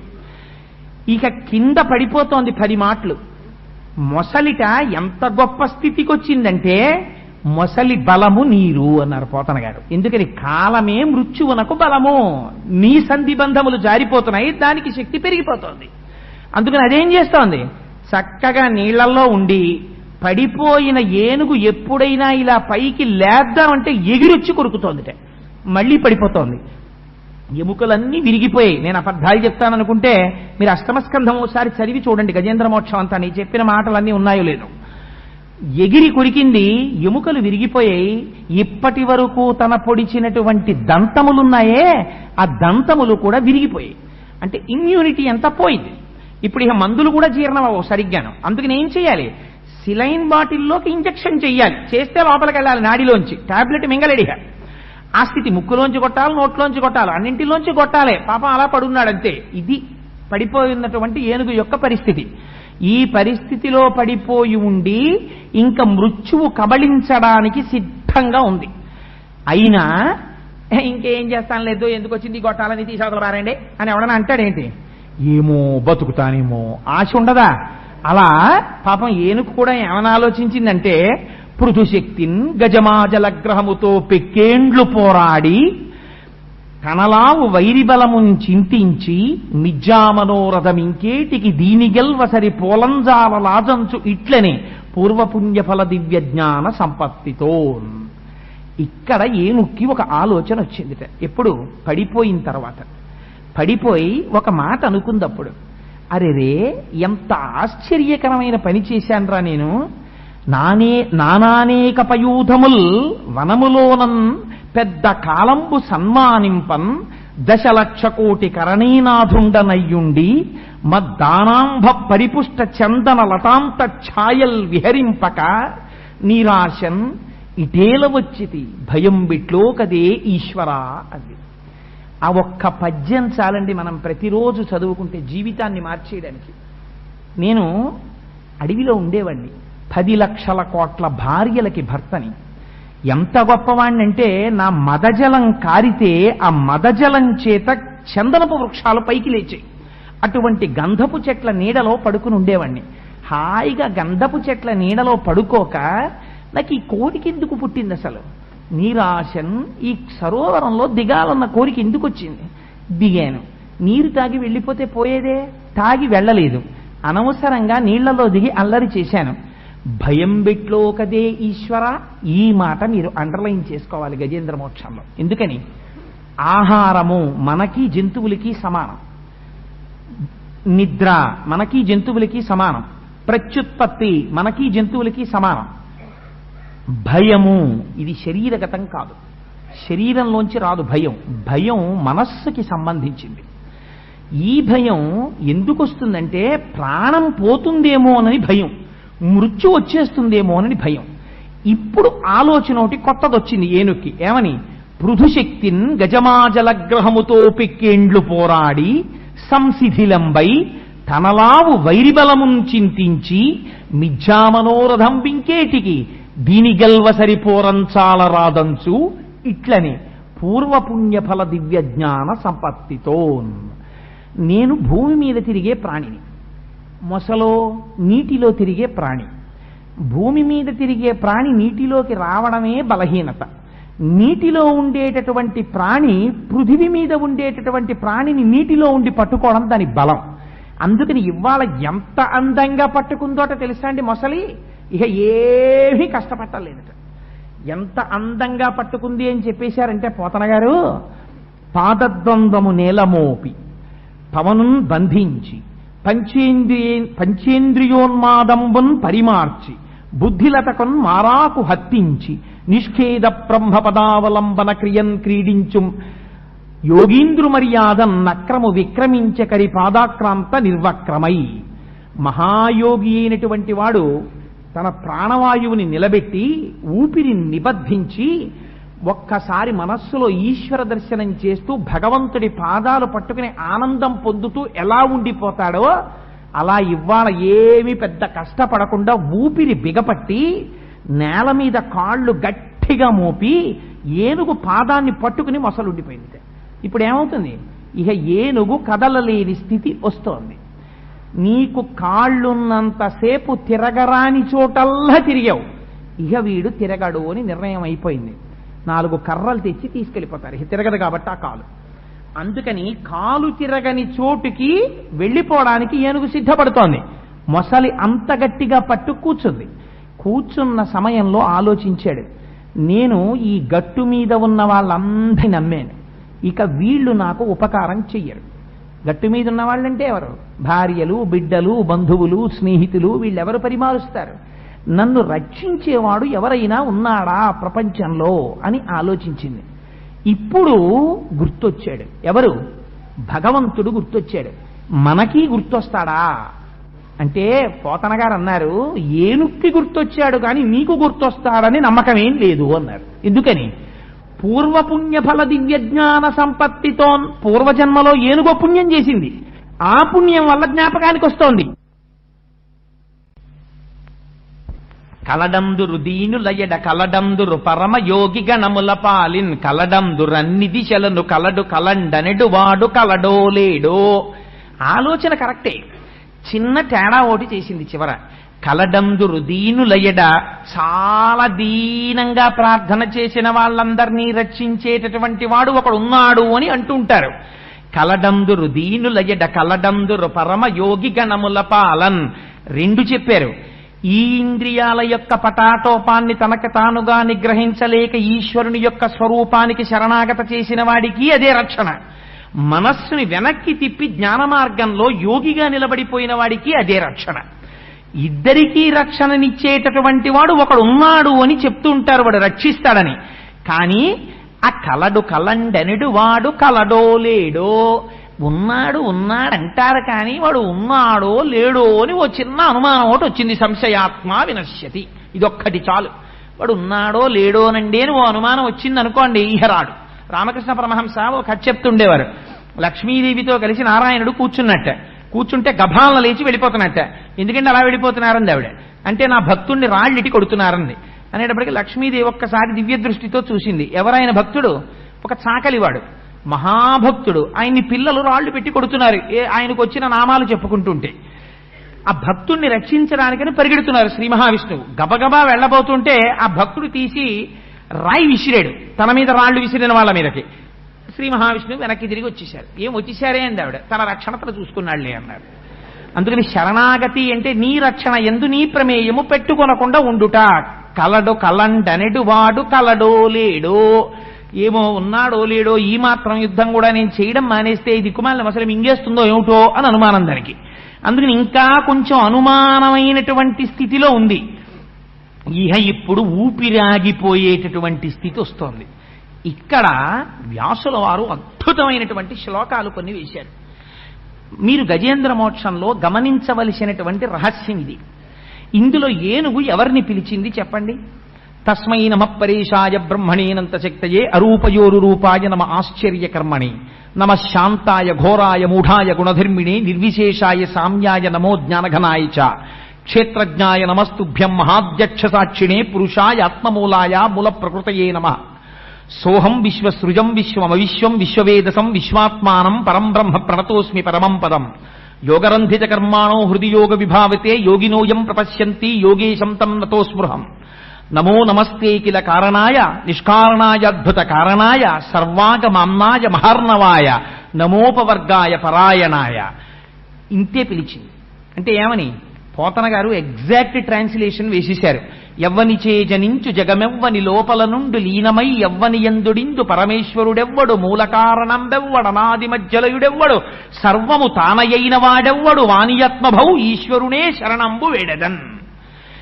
ఈ సమస్త ప్రపంచాలు ఎవరిలోంచి పుడుతున్నాయో, ఎవరిలో నిలబడుతున్నాయో, ఎవరిలోకి వెళ్ళిపోతున్నాయో, ఎవడు ఈ లోకమునంతటినీ రక్షిస్తూ ఉంటాడో, ఎవడు ఒక్కడే అనేక రూపాలలో కనపడుతూ ఉంటాడో, ఆయన నర్తకుని భంగి బహుమూర్తులతోడ ఎవ్వడాడు. ఒక నర్తకుడు ఉంటాడు, ఆయనే అనేక పాత్రలు పోషిస్తూ ఉంటాడు. అలా అనేక రూపాలతో ఒక్కడే ఎవరుంటున్నాడో, ఎవడు ఘోరమైన స్వరూపంతో ఉంటాడో, ఎవడు శాంతమైన స్వరూపంతో ఉంటాడో ఆయనే పాప ఫలాన్ని ఇచ్చే ముందు ఘోర రూపంతో ఉంటాడు. అందుకనే కదా అఘోరేప్యో దఘోరేప్యో ఘోర ఘోరధరేభ్య అని పిలుస్తాం. ఆయనే ఫలితాన్ని ఇచ్చేటప్పుడు శాంత స్వరూపంతో ఉంటాడు. అందుకే కదా నమస్తే రుద్రమన్యవ ఉతోత ఇషవే నమః అంటున్నాం. ఆయనే చాలా కోపంతో ఉంటాడు, ఆయనే శాంతంగా ఉంటాడు. అలా రెండు లక్షణాలు ఉన్నవాడెవడో, ఈ జగత్తంతా వ్యాప్తి చెందినవాడెవడో, స్త్రీ పురుష నపుంసక మూర్తియును కాక, తిర్యక అమూర్తియును కాక, కర్మ గుణ భేద సరస ప్రకాశి కాక, వెనుక నన్నియుతానగు విభుతలంతూ, ఆయన స్త్రీ కాడు, పురుషుడు కాడు, నపుంసకుడు కాడు, కర్మ కాడు, జంతువు కాడు. అటువంటి వాడెవడున్నాడో వాణ్ణి నేను పిలుస్తున్నాను. ఓ కమలాప్త, ఓ వరద, ఓ ప్రతిపక్ష విపక్ష దూర, కుయో, ఓ కవియోగి వందిత, ఓ శరణాగతామరానోక, ఓ మునీశ్వర మనోహర, ఓ విమల ప్రభావ, రావే కరుణింపవే తలపవే శరణార్థిని నన్నువే అంది. ఎవరిని పిలిచినట్టు? ఓ కమలాప్త, ఓ వరద, ఓ ప్రతిపక్ష విపక్ష దూర, కుయో, అందరికీ కూడా ఆర్తిని తీర్చేటటువంటి వాడా, కమలములకు బాంధవుడైనటువంటి వాడా, లోకములను రక్షించేటటువంటి వాడా, నువ్వు వెంటనే బయలుదేరి రావాలి. కవులందరూ ఎవరిని ప్రస్తుతి చేస్తున్నాడో అటువంటి స్వరూపం కదిలి రావాలి. ఆ స్వరూపం ఆడది కాదు, ఆ స్వరూపం మగవాడు కాడు, ఆ స్వరూపం నపుంసకుడు కాడు, ఆ స్వరూపానికి ఓ స్వరూపం లేదు. అటువంటి వాడెవడున్నాడో వాడు వెంటనే బయలుదేరి వచ్చి నన్ను రక్షించాలి అంటోంది. ఇప్పుడు ఎవరు రావాలి? అసలు ఎవరిని పిలుస్తోందా ఏనుగు? ఇదేమన్నా సంధి ప్రలాపమా? ఇంకా జీవన్ మృత్యువుల రెండింటి మధ్యలో సంధిలో ఉండి ఏదో తెలియక మాట్లాడుతోందా, లేకపోతే నిజంగా ఎవరినైనా పిలుస్తోందా? అలా రావడం కాదుట. ఇన్నాళ్లు తాను ఎప్పుడూ ఈశ్వరుడికి ఒక్క పువ్వు వేసి ఎగదా ఆ ఏనుగు. అటువంటి ఏనుగు ఇవాళ కండిషన్లు పెట్టింది. ఏమని? కలుగడే నా పాలి కలిమి సందేహింప కలిమిలే ములులే కలుగువాడు, నా కడ్డబడరాడెనలిన సాధువులచే బడిడి సాధువుల కడ్డుబడివాడు, లీలతో నామరాలింపడే మొరగుల మొరలెరుంగుచు తన్ను మొరగువాడు, ఆది మధ్యాంతములు లేక ఎరలువాడు, భక్త జనముల దీనుల పాలివాడు, వినడే చూడడే తలపడే వేగరాడే అంది. ఎవరు రావాలట అంటే, కలుగడే నా పాలి కలిమి సందేహింప కలిమిలే ములులే కలుగువాడు. నా దగ్గరికి వెంటనే పరిగెత్తుకుంటూ రావద్దా భగవానుడు? ఎందుకు వస్తాడు? కలిమిలే ములులే కలుగువాడు. వీడికి ఐశ్వర్యం ఉందా, ఐశ్వర్యం పోయిందా అని చూడడం ఆయన లక్షణం కాదు. ఒకనాడు ఏనుగు అంత ఐశ్వర్యంతో ఉన్నప్పుడు నాకు పూజ చేయలేదు, ఇప్పుడు మరణ సదృశమైనటువంటి వేదనని పొందుతూ పడిపోయినప్పుడు నేను గుర్తొచ్చానా అని అడిగే లక్షణం ఉన్నవాడు కాడు. వస్తాడు. లీలతో నా మొరాలింపడే మొరగుల మొరలెరుంగుచు తన్ను మొరగువాడు. మామూలుగా వస్తే నేను ఒప్పుకోను. ఎలా రావాలా వచ్చేవాడు? నన్ను రక్షించడం కోసమని రావడంలో నేను పడుతున్నటువంటి కష్టాన్ని చూసి తన్ని తాను మరిచిపోయి పరిగెత్తుకుంటూ రావాలి. మొరగుల మొరలెరుంగుచు తన్ను మొరగువాడు, ఆది మధ్యాంతములు లేక ఎరలువాడు. వాడికి ఆది ఉండకూడదు, మధ్యం ఉండకూడదు, అంత ఉండకూడదు, అంతటా వ్యాపించిన వాడై ఉండాలి. అటువంటి వాడు రావాలి. భక్త జనముల దీనుల పాలివాడు, వినడే చూడడే తలపడే వేగరాడే. ఎందుకు రాడటువంటి వాడు? అలా రావాలి. వచ్చేటప్పుడు ఎందుకు రావాలట? లావొక్కింతజులేదు ధైర్యము విలోలంబయ్యే, ప్రాణంబులా ఠావుల్ తప్పెను మూర్ఛ వచ్చే తనువుండెన్ శ్రమంబయ్యడిన్, నీవే తప్ప ఇతప్పరం వెరుగా. ఇప్పుడంది మాట. ఇది శరణాగతి. నీవే తప్ప ఇతప్పరం వెరుగ మన్నింపందగున్ దీనునిన్, రావే ఈశ్వరత్మక. లావొక్కింతయులేదు, ఏ బలం లేదు నాకిప్పుడు. నా శరీరంలో నేను ఇహ మొసలితో యుద్ధం చేయడానికి నాకు శక్తి లేదు. ధైర్యము విలోలంబయ్యే, నా ధైర్యం అంతా నాశనం అయిపోయింది. ధైర్యము విలోలంబయ్యే, ప్రాణంబులా ఠావుల్ తప్పెను. ప్రాణములు తమ తమ స్థానములలోంచి కదిలిపోతున్నాయి. ఇహ నీరసం వచ్చేస్తోంది. ప్రాణంబులా ఠావుల్ తప్పెను మూర్ఛ వచ్చే, ఇహ స్పృహ పోతోంది. మరణానికి దగ్గర పడుతున్నప్పుడు ఎలా ఉంటుందో చూపించారు పోతన గారు. అందుకని మూర్ఛ వచ్చే తనువుండెన్, శరీరం అంతా డస్సిపోయింది. శ్రమం బయ్యడిన్, ఏం చేశానో తెలియదు కానీ విపరీతమైన అలసట. శ్రమం బయ్యడిన్, నీవే తప్ప ఇతప్పరం వెరుగా. నేనిప్పుడు ఈ గట్టు మీదున్న వాళ్ళెవ్వరినీ నమ్మను, నిన్నొక్కడే నమ్ముతున్నాను. నీవే తప్ప ఇతప్పరం వెరుగ మన్నింపందగున్ దీనునిన్, నేను పరమదీనుడనై ప్రార్థన చేస్తున్నాను. రావే ఈశ్వర కావవే వరద సంరక్షింపు భద్రాత్మక. వాడు ఎటువంటి వాడు రావాలి? ఎలా పడితే అలా వస్తే నేను ఒప్పుకోను. లోకంబులు లోకేశులు లోకస్తులు తెగిన తుది పెంచీకటి కావల యవ్వండేకాకృతి వెలుగు అతనినే సేవింతున్. ఈ లోకాలన్నీ లయమైపోయినప్పుడు, లోకంలో ఉన్న వాళ్ళందరూ వెళ్ళిపోయినప్పుడు, విపరీతమైన గాఢాంధకారం అలువుకుపోయినప్పుడు, సూర్యచంద్రులు కూడా లేనప్పుడు ఉండిపోయిన ఒక్కడెవడుంటాడో ఆ ఒక్కడు ఎవడున్నాడో వాడు బయలుదేరి రావాలి. వాడొచ్చి నన్ను రక్షించాలి. ఇన్ని కండిషన్లు పెట్టింది ఏనుగు. పెట్టి ప్రార్థన చేసింది చివర్లో.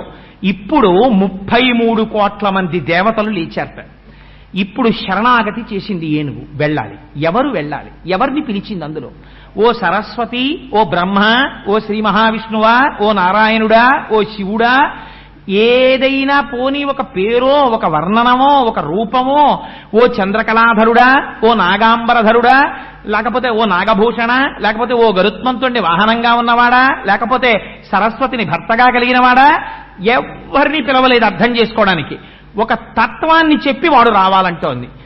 ఇంతమంది ఆలోచిస్తే ఇప్పుడు మీరు జ్ఞాపకం పెట్టుకోండి. ఇప్పుడు ఉపాసన ఈశ్వరోపాసనం చేసిందా, సాకారంగా ఒక ఆకారాన్ని స్మరించిందా, నిరాకారాన్ని స్మరించిందా? ఏనుగు ఏ ఆకారము లేని పరంజ్యోతి స్వరూపాన్ని స్మరించింది. ఇప్పుడు రావాలి. ఎవరు రావాలి? అది సృష్టికర్తగా రావాలా, స్థితికర్తగా రావాలా, లయకర్తగా రావాలా?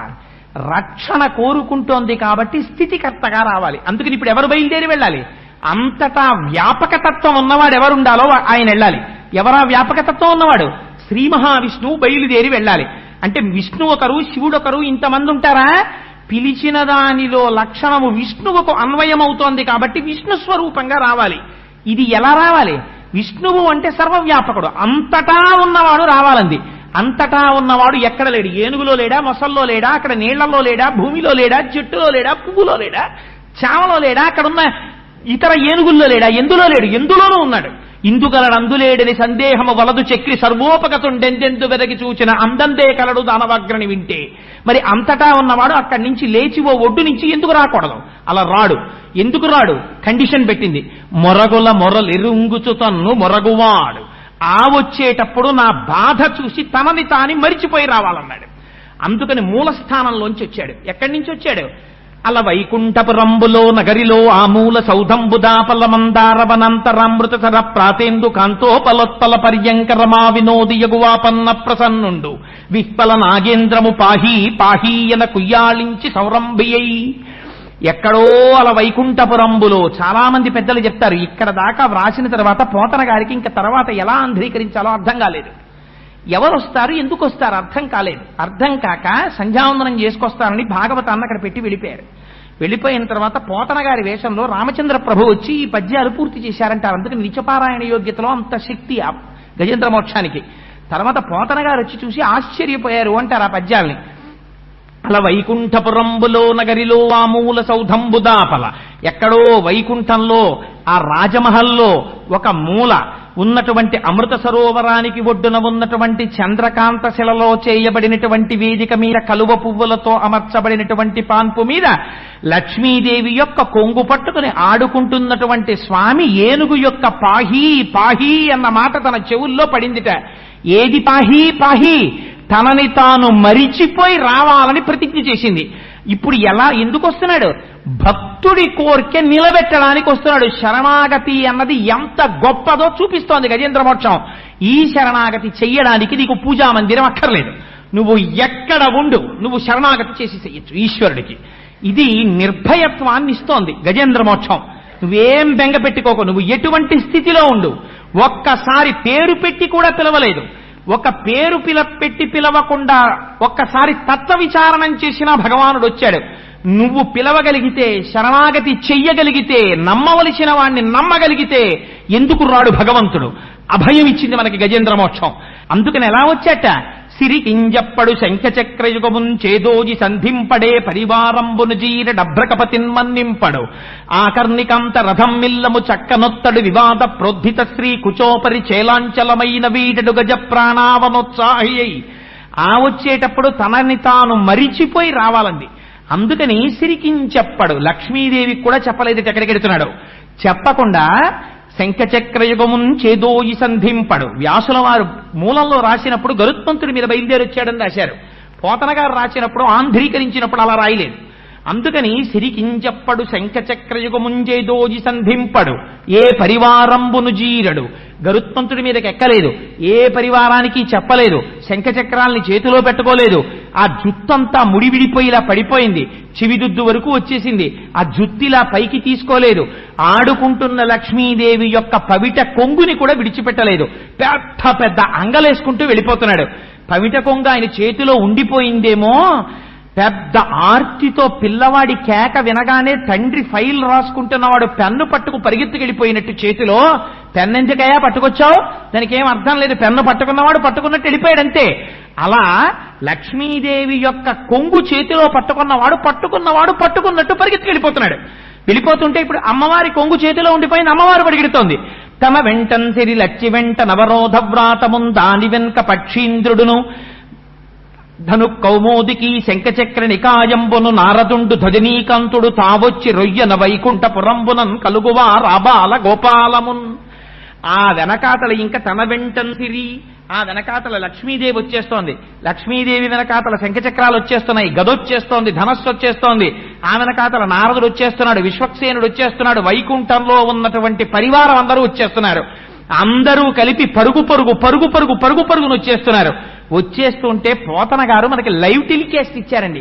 శరణాగతి చేసిన వాడి కోసం పరమాత్మ తీసేటటువంటి పరుగులు ఎలా ఉంటాయో మనకి చూపించారు.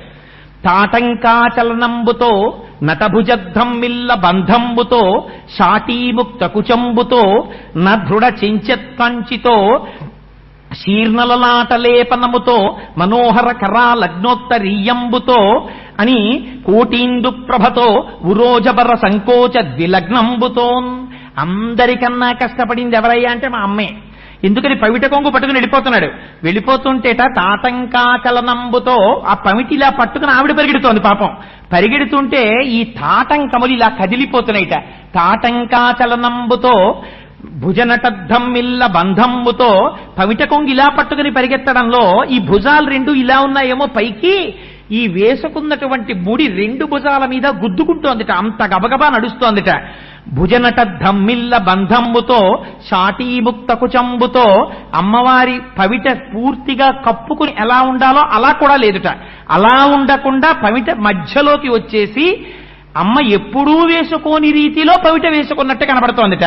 అందుకని చాటీముక్త కుచంబుతో నధుడ చెంచెత్కంచితో అంత గబగబా వెళ్లడంలో నడుముకు పెట్టుకున్న వడ్డాణం వదులైపోయి కిందకి జారిపోతోందిట. గణ గంటలు మోగేస్తున్నాయిట.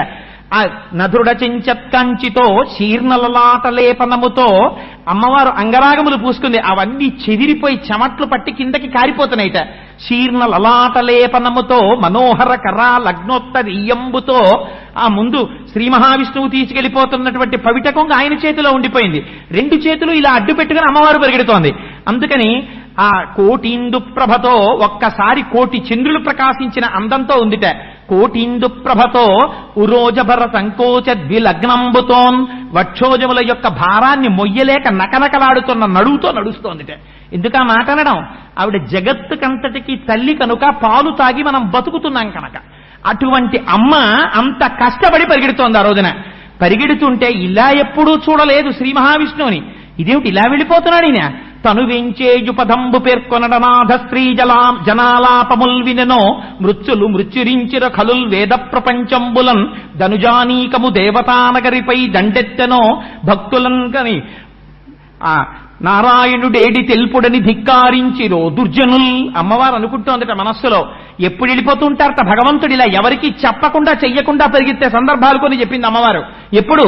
తను వెంచేయు పదంబు పేర్కొనడనాథ స్త్రీ జనాలాపముల్ వినెనో. అన్నీ శరణాగతే. ఎప్పుడైనా ఆడవాళ్లు చాలా కష్టంలో ఉండి గోవిందా కృష్ణ అంటే ఇలా పరిగెత్తాడు ఒకసారి. ఇప్పుడు ద్రౌపదీమాన సంరక్షణం కోసం పరిగెత్తాడు. అందుకని తను వేంచేయు పదంబు పేర్కొనటనాథ స్త్రీ జనాలాపముల్ విననో మృత్యులు మృత్యురించుల కలుల్ వేద ప్రపంచంబులన్. దొంగలు వేదాలను ఎత్తుకుపోయారేమో ఒకవేళ సోమకుడు మొదలైన వాళ్ళు, అప్పుడు మళ్లీ లోకాన్ని నిలబెట్టడానికి ఆయన పరిగెడుతుంటాడు. అందుకని మృత్యుల్ మృత్యురించిరో కలుల్ వేద ప్రపంచంబులన్ ధనుజానీకము దేవతానగరిపై దండెత్తెనో.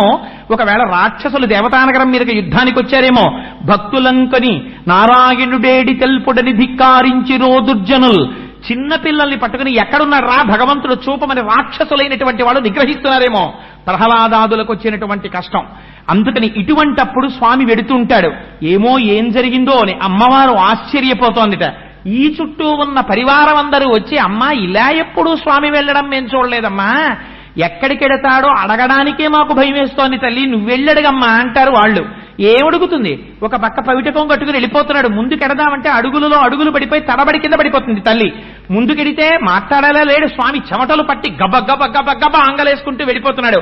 మధ్యభాలు పడిపోయి ఇంకా మళ్ళీ మధ్యభం రక్షింపబడే వరకు పోతన గారికి అంత ఆర్తితో పడ్డాయి పద్యాలు పోతన గారి దగ్గర. అందుకని అంత తొందరగా వెళ్ళిపోతుంటే అడిగెదనని కడుబడి జను అడిగిన తన మగడు నుడుబట నిన్నడయ్య డగున్ వెడబెడ్డ సిడ్డి ముడ్డిత డబడ్డ నడ్డుగిడ్డు నడ్డుగిడ్డదు జడ్డిమ నడ్డుగిడ్డునే డలన్. ఆ తడబడిపోయి అడుగులు తడబడిపోతూ ఆయన కాళ్లలో కాళ్లేసుకుంటూ నడవలేక పరిగెత్తుతూ చెమట పడుతూ వెళ్ళిపోతోందిట. అసలు కష్టమంతా ఎవరికొచ్చింది? వెళ్ళిపోతున్నాయని బాగానే వెళ్ళిపోతున్నాడు. కష్టాలన్నీ పాపం మామకొచ్చాయి. ఎందుకని? నిటలాలకములంట నివురు ఝుంఝుమ్మ నిముక సరోజము నిండ ముసురుదేంట్లు నలుల నోపగజిల్క అని ఆ చిలుకలు పెదవిని కొరకడానికి వచ్చేట. సుఖములను తోల చక్షుర్మీనములకు మందాకినీ పాఠీన లోకమెగుచు మీనపంక్తులు దాట మేతీగతో రాయ శంపాలతలు మింట సరణిగట్టు శంపలను గెలువ చక్రవాకంబులు కుచయుగంబును తాకి కొవ్వు చూపు మెలత మెగులు పిరిది మెరుగుదీవయుపోలె జలదువర్ను వెనుక జనెడునప్పుడు అంటారు పోతన గారు. నిటలాలకములంట నివురు ఝుంఝుమ్మ నిముక సరోజము నిండ ముసురుదేంట్లు. అమ్మవారు వెళ్ళిపోతుంటే అమ్మవారి ముఖాన్ని చూసి పద్మాననే పద్మవూరు పద్మాక్షి పద్మ సంభవే కదా, అమ్మో ఎంత పెద్ద పద్మం వచ్చిందో, ఇందులో ఉన్నటువంటి తేనె తాగుదామని తుమ్మిదలన్నీ వచ్చేసాయిట. వచ్చేస్తే అమ్మవారి చూసి ఓరి మీ మిహమిచ్చ పద్మం కాదే నేను లక్ష్మీదేవినే పొండేని పాపం ఓ పవిటకొంగి ఇలా పట్టుకుని ఓ చేత్తో తుమ్మిదల్ని తోసుకుందిట. నిటలాలకములంట నివురు ఝుంఝుమ్మ నిముక సరోజము నిండ ముసురుదేంట్లు అని ఆ తుమ్మెదల్ని పక్కకి తోసేస్తే అక్కడ ఉన్నటువంటి చిలుకలు వచ్చి అమ్మవారి కింది పెరివిని చూసి ఇదేదో బాగా ముగ్గిన దొండపండు దీన్ని కొరుకుదామని చిలుకలు వచ్చేయట. ఆ చిలుకల్ని పక్కకి తోసేసిందట. అయ్యో ఇది దొండపండు కాదే నా పెరిమే అని. సుఖములనుతో ఒక చక్రవాకంబులు కుజయుగంబులు తాకి కొవ్వు సూపు అని ఇంకొంచెం ముందుకెళ్ళేటప్పటికీ అమ్మవారి కళ్ళు చూసేయట. చూసి అబ్బో అమ్మవారికి మీనాక్షి అని పేరు కదా, చిన్న చిన్న చేప పిల్లల్లా ఉంటాయి ఆ కళ్ళు. చిన్న చిన్న చేప పిల్లలు భలే ఉన్నాయి, ఈ చేపల్ని మింగేద్దామని మందాకినీ పాఠీన లోకమెగుచు ఆకాశగంగలోంచి పెద్ద పెద్ద చేపలు వచ్చేటి ఈ కళ్ళు తినేద్దామని. అయ్యో అయ్యో ఇవి చేపలు కావే నా కళ్ళని అమ్మవారి చేపల్ని తోసేసిందిట. ఇంకొంచెం ముందుకెళ్ళిందిట. అమ్మవారి శరీరం అంతా మెరుపు తీగలా ఉంటుంది కదా, అమ్మో మెరుపులు వెళ్ళిపోతున్నాయి, దేవేంద్రుడు వర్షం పడమని ఆజ్ఞాపించాడులా ఉందనుకుని మెరుపులన్నీ వచ్చేసాయిట. వచ్చేస్తే అమ్మవారు చూసి అయ్యో అయ్యో నేను నా లక్ష్మీదేవినే మెరుపు కాదు పక్కకు పోండని మెరుపుల్ని తోచేసిందిట. అమ్మవారి వక్షోజాల్ని చూసి చక్రవాక పక్షులు అనుకుని వచ్చి గుద్దుకున్నాయిట. చక్రవాకంబులు కుచయుగంబును తాపి కొవ్వు సూపు మెలత మొగిలి పిరిది మెరుగుతీ వయుపోలె జలదువర్ను వెనుక జనెడునప్పుడు నీలతోజత మధ్యస్థ విద్యుల్లేకే భువాస్వర అంటాం కదా. అలా స్వామి వెనకాతల వెళ్ళిపోయేటప్పుడు అమ్మవారు అన్ని కష్టాలు పడి అయ్యతో కలిసి ముందుకెళ్ళిందిట. ఇంత వెళ్ళిపోతుంటే తెల్లబోయిన వాళ్ళు ఎవరో తెలుసా అండి? ఎవరి పనుల్లో వాళ్ళు ఉన్నారు, అన్ని లోకాల్లో వాళ్ళును. ఒక్కసారి ఎందుకో ఇలా ఆకాశంలోకి చూశారు. ఉపన్యాసం అయిపోయిన తర్వాత మనందరం బయటికి వెళ్ళేటప్పటికీ ఓ పట్టు పీతాంబరం కట్టుకుని శ్రీ మహావిష్ణువు వెనకాతల తెల్లచీర కట్టుకుని లక్ష్మీదేవి శంఖం చక్రం అన్ని వెళ్ళిపోతున్నాయి అనుకోండి, మనం ఏమనుకుంటాం? ఒక్కొక్కటి చెప్తాడు. పోతన గారు కూడా అంతే లైవ్ టెలికాస్ట్ ఇచ్చారు. చను దించన్ ఘనుడల్లవాడే హరి పజ్జంగంటి రే లక్ష్మి శంఖ నినాదమ్మదే చక్రమల్లదే భుజంగధ్వంసియున్వాడే క్రన్నన నేతించ నటంచు నమో నారాయణాయేతి నిస్వనులై మృక్రిమింట హస్తి దురవస్థావక్రికించి క్రికిన్. ఒక్కొక్కళ్ళు చూశారట. అయ్యయ్యో చూశారా? చను దించన్ ఘనుడల్లవాడే హరి అరిగరిగరిగో స్వామిని చూడండి ఎంత అందంగా ఉన్నారో. జలధరదేహు నాజాను చతుర్బాహు సరసీ అసుత్ర కంకణ కేయూర శ్రీవత్సలంచనంచిత విహారు మరుకుండల ప్రభాజిత కుంతలలాటు వైఢూర్య మణిక నవర కిరీటు. అటువంటి స్వామి ముందెళ్ళిపోతున్నారు పటుపీతాంబరం కట్టుకుని, మెడలో కౌస్తుభమాల వేసుకుని, అవన్నీ ఆ వైజయంతిమాల వేసుకుని కౌస్తుభ వజ్రంతో ముందు స్వామి పెడుతున్నారు. చూడండి చూడండి అన్నారు. ఈ పక్కన ఉన్న వాళ్ళు ఉన్నారు, పజ్జంగంటిరే లక్ష్మి, అదిగోరా వెనకాట లక్ష్మీదేవి పెడుతోని చూడండి చూడండి అన్నారు. పజ్జంగంటిరే లక్ష్మి, శంకరినాదమ్మలే. వీళ్ళిలా నిలబడిపోయారా, ఆ ప్రొసెషన్ వెళ్ళిపోతోంది. వెళ్ళిపోతున్నప్పుడు చూస్తున్నవాడు ఏమంటాడు, అదిగో అచ్చుసారా అంటాడు. శంఖనినాదమ్మదే, స్వామివారి చేతిలో శంఖం వెళ్ళిపోతోంది. చక్రమల్లదే, అదిగో సుదర్శనం వెళ్ళిపోతోంది. చక్రమల్లదే భుజంగధ్వంసయున్వాడే, అడిగో గరుత్మంతుడు ఒక్కడు వెనకాలెడుతున్నాడు. ఇవాళ స్వామి నడిచి వెళ్ళిపోతున్నారు. భుజంగధ్వంసయున్వాడే క్రమ్మన నేటెంచ నటంచు వేల్పులు నమో నారాయణాయేటి నిస్పనులై మ్రొక్కిరి మెంట హస్తి దురవస్థావక్రికిన్ చక్రికిన్. అడిగోరా వెళ్ళిపోతున్నాడు, ఏనుగుని రక్షించడానికి ఎంత తనని తాను మరిచిపోయి పరిగెడుతున్నాడో చూడండి రా స్వామి అని నమో నారాయణాయేతి, స్వామి నమో నారాయణ నమస్కారాలు చేస్తున్నారట. గబ గబ గబ గబ వెళ్ళిపోయాడు తండ్రి. వెళ్ళిపోయి ఒక్కసారి ఆ ఏనుగుని చూశాడు. ఆ మొసలి యొక్క నోటిలో కర్ర కర్ర కర్ర నవిలేస్తోంది కాల్ని. అంతిమ శ్వాసతో కన్నుల వెంట నీరు కారిపోతుండగా నిలబడున్నాడు. వెంటనే ఒక్కసారి తన సుదర్శనానికి ఆజ్ఞ ఇచ్చాడు. ఆ చక్రం వెళ్ళింది, పెద్ద చప్పుడు చేసుకుంటూ నీటిలో దిగింది. ఆ మొసలి యొక్క కుత్తుకని కత్తిరించేసింది. ఆ గొంతు తెగిపోగానే తన కాలు బయటికి తీసుకుని అడుగు తీసి అడుగు వెయ్యలేక ఒడ్డున కనబడుతున్నటువంటి స్వామిని చూసి ఒక తామర పువ్వు ఒకటి తొండంతో పట్టుకుని పైకెక్కుతోందిట ఏనుగు. ఎక్కుతుంటే పోతనగారన్నారు, మకరమొకటి రవిసొచ్చను మకరము మరి ఒకటి ధనదు మాటున డాగెన్ మకరాలయమున తిరిగెడు మకరంబులు కూర్మ రాసి మరుగున కరిగెన్. మకరం అన్న పేరునవని పారిపోయేట ఆ రోజున లోకంలో. ఎందుకని ఆ రోజున సుదర్శన చక్రం, మకరం అంటే మొసల్ని చంపింది. మకరం అని ఇంకోళ్ళకి ఎవరికైనా పేరుంటే చంపేస్తుందేమోనని మకరం ఒకటి రవిజొచ్చెను. ద్వాదశ రాశుల్లో మకర రాశి అని ఒక రాశి ఉంది. ఆ రాశికి భయం వేసింది, అమ్మో చక్రం వచ్చి దీని పేరు మకర రాశి అని నన్ను చంపేస్తుందేమో అని సూర్యుల్లోకి పారిపోయింది. మకరం ఒకటి రవిజొచ్చెను మకరము మరి ఒకటి ధనదు మాటున డాగెన్. నవనిధులలో మకర నిధి అని ఒక నిధి ఉంది, అది కుబేరుడు చాటుకి వెళ్ళిపోయి దాక్కుందిట. ఇంకొకటి అక్కడ ఉండేటటువంటి మొసళ్ళన్నీ కూడా ఆదికూర్మం చాటుకి వెళ్ళిపోయి దాక్కున్నాయిట. ఎందుకని అది కూడా శ్రీ మహావిష్ణువు యొక్క స్వరూపం కదా, అందులో ఆదికూర్మం చాటుకి వెళ్ళి దాక్కున్నాయిట. అందుకని సృష్టిలో మకరం అని పేరున్నవన్నీ పారిపోయిట ఆ రోజున. మకరం ఒకటి రవిజొచ్చను మకరము మరి ఒకటి ధనదు మాటున డాగెన్ మకరాలయమున తిరిగెడు మకరంబులు కూర్మ రాజు మరుగున కరిగెన్ అని అన్ని మకరాలు వెళ్ళిపోయిట. ఆ పైకి నడవలేక పైకొస్తున్నటువంటి ఏనుగు యొక్క తొండానికి తన ఈ సాయం ఇచ్చి పైకి తీసుకొచ్చారట స్వామి. ఆ రోజున ఎంత దయాళువో చూడండి. ఇప్పటి వరకు ఇంటికి వెళ్ళిపోయిన వాళ్ళందరికీ ఈ విషయం తెలిసింది, సాక్షాత్ స్వామి రక్షించారట వీణ్ణి అని. ఇప్పుడు ఎక్కడెక్కడున్న వాళ్ళు, ఎలాగో వెళ్ళిపోతాడు, కొత్త ఆయన వస్తాడు కదా ఇన్ఛార్జి పోస్టులోకి అని చెప్పి సీనియారిటీ లిస్ట్ లో నెక్స్ట్ పేరున్నవాడు ఎవడో చూసుకుంటున్నవాడు, వాడితో సహా అందరూ మళ్ళీ పరిగెత్తుకుంటూ వచ్చారు. ఎందుకని బతికాడు, పైకెక్కేస్తున్నాడు ఒడ్డు మీదకి. ఇంతమంది పైకొచ్చారట. పైకొచ్చి తుండాలు కలుపుతున్నారు. కానీ ఏనుగు మాత్రం ఏం చేసిందంటే ఆ తామర పువ్వుని తీసుకెళ్లి శ్రీ మహావిష్ణువు యొక్క పాదముల మీద పెట్టింది. పెట్టగానే స్వామి తన అమృతహస్తంతో ఒక్కసారి ఏనుగుని తడివారు. ఎక్కడ లేని జవసత్వాలు మళ్లీ వచ్చాయి. ఇప్పుడు కూడా తన భార్యల యొక్క తొండములతో తన తొండాన్ని కలిపిందిట. కానీ ఎలా? ఇంతక ముందులాగా తుండంబుల పూరించుచు గండంబుల చల్లు కొనుచు గలగలరవముల్ అవి లేవిప్పుడు. మీరెవరో నేనెవరో, మీకు నాకు రక్షకుడెవరో, ఎవడి పాదములు పట్టుకోవాలో ఎవరిని ఎంతలో పెట్టాలో నాకు తెలుసు.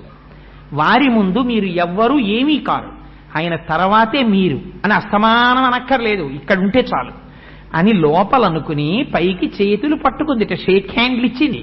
అందుకని తొండంతో తొండం చుట్టడం అంటే ఇంటికి వచ్చిన వాళ్ళందరికీ షేక్ హ్యాండ్లు ఇచ్చింది. పాపం ఇచ్చి పైకొచ్చింది, సాయుజ్య మోక్షాన్ని పొందేసింది అన్నారు. అంటే ఆ ఏనుగులో ఉన్నటువంటి జీవుడు సాక్షాత్ చతుర్భుజుడైన శ్రీ మహావిష్ణువు ఎలా ఉంటారో అటువంటి స్వరూపాన్ని పొంది ఆయనలోకి కలిసిపోయింది అన్నారు. కలిసిపోతే చనిపోయిన మొసలి పరిస్థితి ఏమిటి? అందులోంచి గంధర్వుడు వచ్చాడు. ఆయన పేరు హూహు. ఆయన పైకొచ్చి స్వామిని స్తోత్రం చేసి గంధర్వలోకానికి వెళ్ళాడు. గజేంద్ర మోక్షంలో మీరు గమనించవలసిన రహస్యం అంతా ఇక్కడే ఉంటుంది. ఎందుకని ఎవరి ఏనుగు అని అడిగారు. ఏమండి ఇన్ని కోట్ల ప్రాణులు చచ్చిపోతున్నాయే, ఎవ్వరూ కూడా ఇలా అనలేదే, శ్రీ మహావిష్ణువుని కాని భగవంతుణ్ణి కాని ఉద్దేశించి స్తోత్రం చేయలేదు కదా, ఇంత గొప్ప శరణాగతి చేసిన ఈ ఏనుగు ఎవరు? పూర్వపుణ్యఫల దివ్య జ్ఞాన సంపత్తితో. ఏమండి మనకు మోక్షం వస్తుందా, ఎందుకండి పూజలు అంటుంటాడు. మోక్షం వస్తుందా అని అనకు, నూరంతా తెరవక్కర్లేదు. నువ్వు ఈ జన్మలో మొదలుపెట్టు. ఒకసారి కైంకర్యం పూజ మొదలు పెడితే ఇది వచ్చే జన్మలో నీకు ఉపయోగపడచ్చు. ఈ ఏనుగు ఒకనాడు పాండ్యదేశాన్ని పరిపాలించిన ఇంద్రద్యుమ్న మహారాజు గారు అష్టాక్షరీ మహామంత్రాన్ని అనుసంధానం చేద్దామని రాచకోట విడిచిపెట్టి ఊరు బయటకొచ్చి ఓ కొండ మీద కూర్చుని రాజుగారు పాపం ఆ మహామంత్రాన్ని ఉపాసన చేస్తున్నారు. ఉండగా అక్కడికి ఎవ్వరూ ఊహించినటువంటి రీతిలో కలశజుండ చోటికి వచ్చి లేవక పూజింపకబున్న మౌనికని నవ్యక్రోధుడై మూఢా లుబ్ధకరీంద్రోత్తమ యోని పుట్టుమని శాపంబిచ్చ భూవల్లభ ఒకనాడానృపుడచ్యుతున్మనములో నూహించుచున్మౌని అయి ఎకలంక స్థితియున్నచో. ఆ రాజు అక్కడ కూర్చుని మౌనంగా అష్టాక్షరీ మంత్రాన్ని జపం చేసుకుంటుంటే అగస్త్య మహర్షి వచ్చారు. నేను అష్టాక్షరీ మహామంత్రాన్ని అనుసంధానం చేసుకుంటున్నాను, అగస్త్యుడు వస్తే మాత్రం లేవడం ఎందుకు? లేవలేదు ఆ ఇంద్రద్యుమ్న మహారాజు గారు. మీరు ఎంత పూజ చేసుకుంటూ ఉండండి, పూజ కన్నా గొప్పది ఇంటికి భాగవతులు రావడం. అసలు ఇంట్లో కార్యం నెరవేరిందని గుర్తేమిటో తెలుసా? ఇంటికి శుభం జరుగుతుంది అని గుర్తెప్పుడు అంటే ఇంటికి శుభం జరుగుతుంది అని గుర్తు మహాత్ములైన వాళ్ళు ఆ ఇంట్లో అడుగు పెట్టినప్పుడు. ఊరక రారు మహాత్ములు వారధముల ఇండ్ల కడకుబొచ్చుటలెల్లన్ కారణము మంగళములకు నీవొచ్చుట శుభము మాకు నిజము మహాత్మా. ఆయనే అనవసరంగా అదే పనిగా తిరిగేవాడు కాడు, ఎందుకో వచ్చాడు. ఆయన రావడం నీ ఇంటికి మంగళప్రదం. ఆ వచ్చినటువంటి వాడు శూన్య హృదయంతో అవమానింపబడి సత్కరింపబడక వెళ్ళిపోయాడు అనుకోండి, అందువల్ల ఈశ్వరుడికి అపారమైన ఆగ్రహం కలుగుతుంది. దానివల్ల వాడు పొందేటటువంటి విపత్తు అంతా ఇంతా కాదు. అందుకని రక్షించాలనుకున్నాడు అగస్త్యుడు. నేను వచ్చాను. అగస్త్యుడంటే సామాన్యుడు కాడు, మహానుభావుడు. అటువంటి అగస్త్య మహర్షి వస్తే లేవలేదు ఇంద్రద్యుమ్న మహారాజు గారు. అష్టాక్షరీ మంత్రం చేసుకుంటున్నాను అనుకున్నాడు. లేవకపోయినటువంటి కారణం చేత కాళ్ళకి నీళ్ళిచ్చి తాగమని కాస్త ఆచమనీయం ఇవ్వకపోయినటువంటి పాపానికి రాబోవు జన్మలలో అనుభవించవలసినటువంటి పాప ఫలితాన్ని ఊహించి ఉద్ధరించడం కోసమని అనుగ్రహించాడు. అది శాపం అంటే. ఎన్ని కోట్ల జన్మలో ప్రవర్తించావు కాబట్టి ఏనుగు యోనిలో జన్మించు అన్నాడు. అందుకని ఏనుగు యొక్క లక్షణాలు వచ్చాయి. పృథుశక్తిన్, భూమిని పట్టుకుని ఉండడం అంటే సంసారంలో మగ్నుడై ఉండడం. అన్ని ప్రాణుల కన్నా తక్కువ ఎగిరేది ఏనుగు. ఏనుగు ఎక్కువ ఎగరలేదు, ఎందుకంటే తన ఒంటి బరువే తనకి అడ్డొస్తుంది. అలా మనం ఈశ్వరుడి వైపుకి ఉన్ముఖం కాలేము, ఎందుకని లోపల సంసారం అనే బరువు మనకు ఉండిపోయింది. అందుకని మనకదే చెప్తున్నారు. అందుకని భాగవతారాధనము చేయనటువంటి పాపము చేత ఈ జన్మలో ఏనుగు యోని ఎందు పుట్టాడు. కానీ గత జన్మలో పుణ్యం ఉంది, స్వామిని ఆరాధించిన పుణ్యం. ఆ పుణ్యం ఎప్పుడెక్కడికి వచ్చింది? ఖచ్చితంగా ఊపిరి ఆగిపోయేటటువంటి సమయంలో ఈ పుణ్యం పనికొచ్చి ఈశ్వరనామం చెప్పించింది. అందుకని ఈ జన్మలో నువ్వు చేసుకున్న పుణ్యం వచ్చే జన్మలో నిన్ను కాపాడవచ్చు, అప్పుడు రావచ్చు మోక్షం. చెప్పలేము. అందుకని మోక్షం వస్తుందా అండి అని ఇంత నోరు తెరిచి ఏమీ చేయడం మానేస్తే పుడుతూనే ఉంటావు. 10,00,000 కోట్ల కరణీనాథుండమయ్యుండి 10 లక్షల కోట్ల ఏనుగులకి భర్త అయి ఉంటాడండి ఎవడైనా? అంటే ఎన్ని కోట్ల జన్మలెత్తావో అని దాని అర్థం. ఇప్పుడంటే కోటేశ్వరరావు, ఇప్పుడంటే భార్య ఒక ఆవిడే. ఇంతకు ముందు ఈ ఉపాధిలో ఉన్న జీవుడు ఏ శరీరంలోంచి వచ్చాడో, ఒకనాడు నేను ఒక కుక్కనై ఉండుండొచ్చు, అప్పుడు నాకు ఒక ఆడకుక్క నా భార్య అయి ఉండొచ్చు. నేను ఒక పందినై ఉండొచ్చు, ఒక ఆడపంది నా భార్య అయి ఉండొచ్చు. ఎన్ని జన్మలెత్తాను? ఇప్పటికి ఈ జన్మలో మనుష్య జన్మనెత్తాను. అలా చూసుకున్నప్పుడు నా జన్మలన్నిటికీ భార్యలున్నారు. ఎన్ని కోట్ల మంది భార్యలకి నేను భర్తను? ఎవరు? లోపలున్న జీవుడు. ఇది ఏనుగు యొక్క కథ అంటే. ఇప్పుడు ఎవరికి లేరు భార్యలు, ఎవరికి లేరు భర్తలు. అందుకని అందరూ ఈ స్థితిని పొందిన వారే. శరణాగతి నిన్ను ఆ స్థాయికి తీసుకెళ్లగలదు. ఆ శరణాగతికి నువ్వు ఇప్పుడే ఈశ్వరార్చన యందు నిపుణుడవై ఉండాలి. నామని చెప్పుకో. ఒక్కసారి ఆయన స్తోత్రం చేశావా ఆయన ప్రీతి పొందేస్తాడు. నువ్వేమిస్తావు భగవంతుడికి? నువ్వేమిస్తాననకు. ఆయన నామం ప్రీతితో చెప్పుకుంటుండు. ఆయనే నీకు రక్షకుడై కాపాడతాడు. ఇది మనకి నేర్పింది.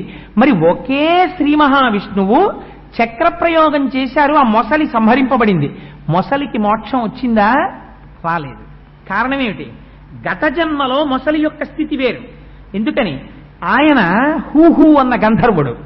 ఆయన నీటిలో నిలబడి స్నానం చేస్తున్నాడు. చుట్టూ అప్సర స్త్రీలను పెట్టుకుని ఉన్నాడు. వాళ్లతో క్రీడిస్తూ స్నానం చేస్తున్నాడు. స్నానం చేస్తూ ఉండగా అక్కడికి దేవల మహర్షి అనబడేటటువంటి మహర్షి వచ్చారు.